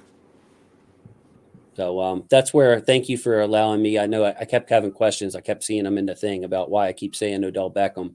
But to me, that's the perfect marriage of it's not killing your cap. It still gives you the vet in the room. You have someone that's going to be playing for yet another contract, yada, yada, yada. And there's nobody in the draft that's close to his. close to his level. And from my point of view, he's personally one of my favorite receivers ever. Despite what people think of him and his antics, he is a go-getter of the football. And if you don't have like a deep pinpoint QB, where because Lamar has thrown and run a lot sometimes, and the ball just is in the area, he will go get that son gun. Go ahead, JW.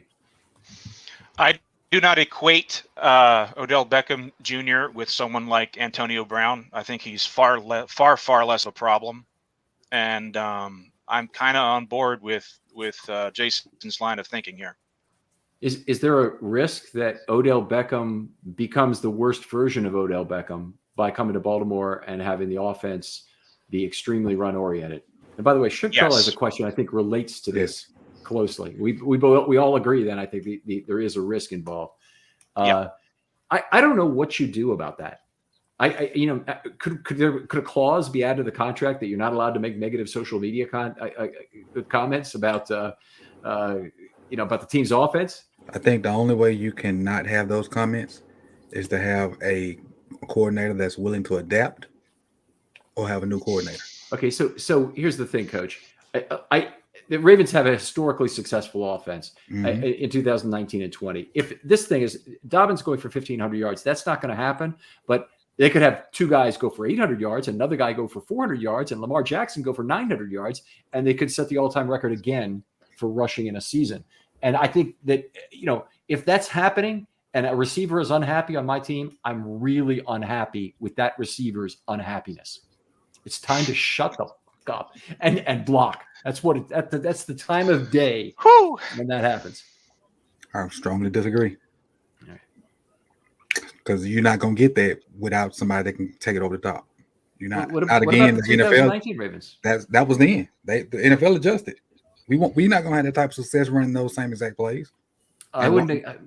Go ahead. I'm sorry. I mean, I would expect a layered offense that Roman is allowed to adapt to in some ways. I mean, I would hope, maybe if you're saying that Lamar had a historic season that year in terms of throwing the football, that might be something that I would be concerned about repeating. But I mean, he didn't throw for a ton of yards that year, but he did throw for 36 TDs. So, I mean, the offense that year was great. It was perfect in all the ways. The O-line was good. The running backs were good. Lamar did what he had to do in the passing game, with scrub receivers other than Andrews. Brown. Hollywood had a decent year, but he was a rookie. Mm-hmm. So I think the NFL, they did some things and did some studying to kind of not catch up, but to maybe slow it down. And we didn't adjust to their adjustment. And then when Lamar got hurt, there were things that were done in those games with the backup quarterback that I felt like we should have been doing with Lamar, and we didn't. And then that was stuff that we did. Stuff that we did when Ricard got hurt that showed promise, because Huntley is not very good. And then when 42 came back, we went right back to the same stuff. So we got to pick. Let's for starters, let's come back to this during the offseason. But I'd love to have a discussion with you about that, Coach, in terms of whether philosophically they can go back to 2019 or not. Okay, so the Ravens pick is in. Who is at 138? I might have missed it. Calvin Austin went to the Steelers. So Isaiah Likely, a second tight end, goes to the Ravens at number 139. There you go. Wow. Doubling up at tight end. We called it. Well, This is exactly what we talked about, right? He's a receiver. He is. I haven't watched much of Likely. 2 receiving tight ends. I looked on. We was having a conversation. I looked up and saw Calvin Austin, and I saw Ravens at the bottom. I'm like, okay, finally. And then I saw the still. I'm like, oh crap. Ravens are going to have problems with that guy. When I say we got a good one, it wasn't about tight end. It was about Calvin Austin. Yeah, the Ravens are going to have Steelers problems with loading him. up on receivers, boy. The Steelers are loading up on receivers. He was my favorite receiver left. I didn't think he was the best fit for the Ravens, but man, I don't like seeing him go to the Steelers at all. Yeah, he can go. Okay, so Likely the number 5 tight end on my board, and I want to hear where he is on yours, Jason, as well. But 6'5", 245.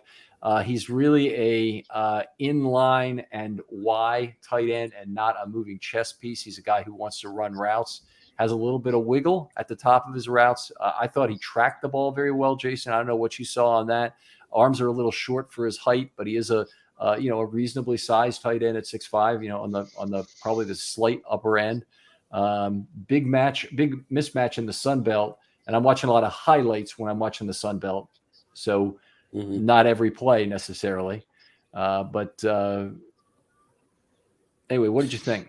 Yeah, I had him in the blue section, number 95 on my list as a day 3 value. So, the value matches up with what I liked. Not sure why they would double up with 2 tight ends, but I think the reasoning for that is that they're 2 different players. Kohler, like I said, I don't think he can be trusted to block in line. I think he is a flexed out tight end, and likely is a guy that if you bring in, he is big enough, stocky enough to block in line, something that he needs to work on, but he also has the ability to stretch the seam. He has the ability, like we talked about with Chig Aquanco from Maryland, where if you give Likely a little pass in the flat, he can make a guy miss and run a guy over, ball forward for extra yards. So I like the flexibility of Likely. I didn't see a double up on tight end. I thought that a double up on corner or a double up on edge would have been where I had that, but yeah, Isaiah Likely in a vacuum. Isaiah Likely at pick 139. Great pick, great value for the Ravens. I think I had him as like tight end number 5 on my list. I can double check that now. Likely was 1, 2, 3, 4, 5, number 6. So I had him behind Woods. I want to give everybody a chance to talk about Likely here and make sure we get to this. But pick number 140 is in for Green Bay, and that's Zach Tom of Wake Forest. He was a guy that I really liked, but he has to move to center. He just doesn't have the right arm length for playing other positions. He has all of the mobility you want in a center, getting to level 2, leading screens, all of that. And I looked at him and Linderbaum, and if I had the choice between Linderbaum at 25 and Zach Tom at 140 to be my next center, I think I take Zach Tom at 140. I like that value better. Yeah. It goes back to where I was on day 1 when I showed my frustration. And I just have to clarify that again. It has nothing to do with Tyler Linderbaum. I think it's a safe pick. I think he's a good player. I think he makes a Pro Bowl. I do. I think he makes a Pro Bowl for the Ravens on his first contract. It's just the fact that you have a guy like Zach Tom, Dylan Parham, Cole Strange, who was picked really early. Yeah. Cam Jurgens. And he was picked really early. And Luke Fortner was picked really early. That made that pick look better after the fact. That the value of 25 looked better. The Ravens pick at 141 is in here, guys. I'm sorry to dominate this right now, but we'll wait on this, and then we'll talk about these last 2 picks. It's our turn, buddy. It's our turn. Let's get it. They're commercial. So anyway, wide receiver. JW, let's hear from you on the Isaiah Likely pick first. I don't have much to add. I talked about my concerns about Boyle, and there's a chance that he's too messed up and he's not going to be the Boyle of old. And we've talked about the problems with lack of depth at wide receiver, and you can cover that up a little bit with receiving tight ends. And they got 2 of them, 2 very good receiving tight end prospects. You may see some 1 wide receiver sets with just Bateman out there. Coach, what do you think about addressing the wide receiver need with tight ends at all here? I think we're going to, like he just said, we're going to see a lot of 3 receiver sets, a lot of moving stuff. And they're going to hope for the type of numbers that you reeled off earlier. Maybe like 800 from both running backs, maybe 7 from Lamar, maybe 2 or 3 from whoever the third running back is, and try to pound people in submission and get over the top with Andrews and Bateman. Use Hollywood. Sorry. No, you go ahead. I'm hoping for Khalil Shakir here. He's like the last guy, maybe Bo Melton, that I really think could contribute. Yeah, but receivers. Not in the way.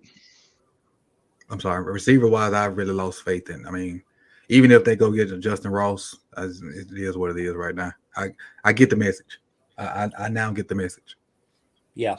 I kind of, not to sound like this, Coach, I kind of had that feeling, the message, just when Greg Roman was resigned, that's retained that's a action we were going to go. A guy I want to throw out there again is the kid from Notre Dame. We have a pick, and he is off the board. So there you go, off my board. There's your slot corner, though. Demarion Williams at 5'10" and a quarter and a 4.53 and I know nothing about him other than what we've got on the board right now, so I'm going to have to go look.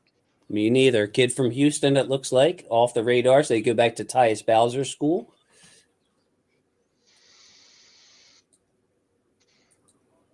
But theoretically, if he is a good slot corner who can contribute, I like that move, even though I don't know anything about the guy. So you can't study everybody, but could definitely have to go back and study film on this guy, see what kind of tackler he is, what kind of downhill player. Apparently the 4.53 he had some sort of a hamstring problem that he ran once and it might have gotten injured during the run. So that might not be, really where he is. He's got very short arms, under 30 inches. So the Ravens like something about him. I'm interested to watch him and see what it is they like.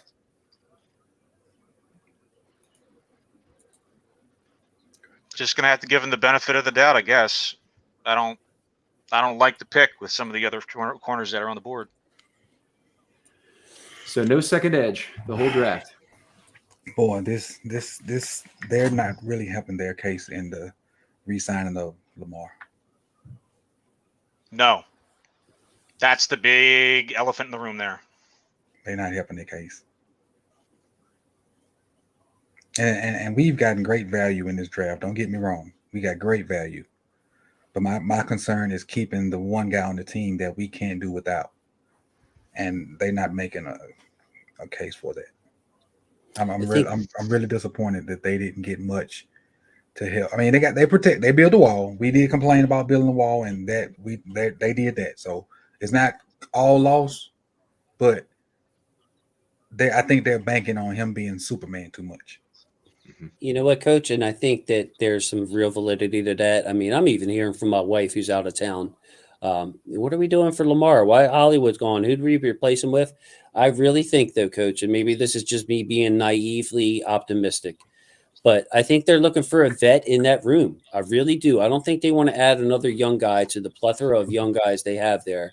Mm-hmm. I think that it's very possible that one move can change that entire attitude, Coach. You know what I mean? Like, you go ahead and you get yourself a good veteran receiver, somebody that people look at on the same level as Hollywood, then all of a sudden this draft looks great. You know what I mean? And honestly, to me, that's one of two guys. And y'all may agree or disagree, but I know we agree with the Beckham part. And the other one to me is Julio. Julio don't have to play no ton of snaps. He can kind of let the young guys play early in the season and ramp him up toward that stretch run in the playoffs. I could see that too. He probably wants to win too, Coach. Mm-hmm. I mean, he's done everything he got else. all the accolades. Right. You put a ton of money. Right. You put a Super Bowl champion by his name, and all of a sudden he's pushing maybe headed to yes. All right, guys. It's been a ton of fun here doing this with you again. And boy, I look forward to this. All 3 days have been a ton of fun. I want to do it again next year.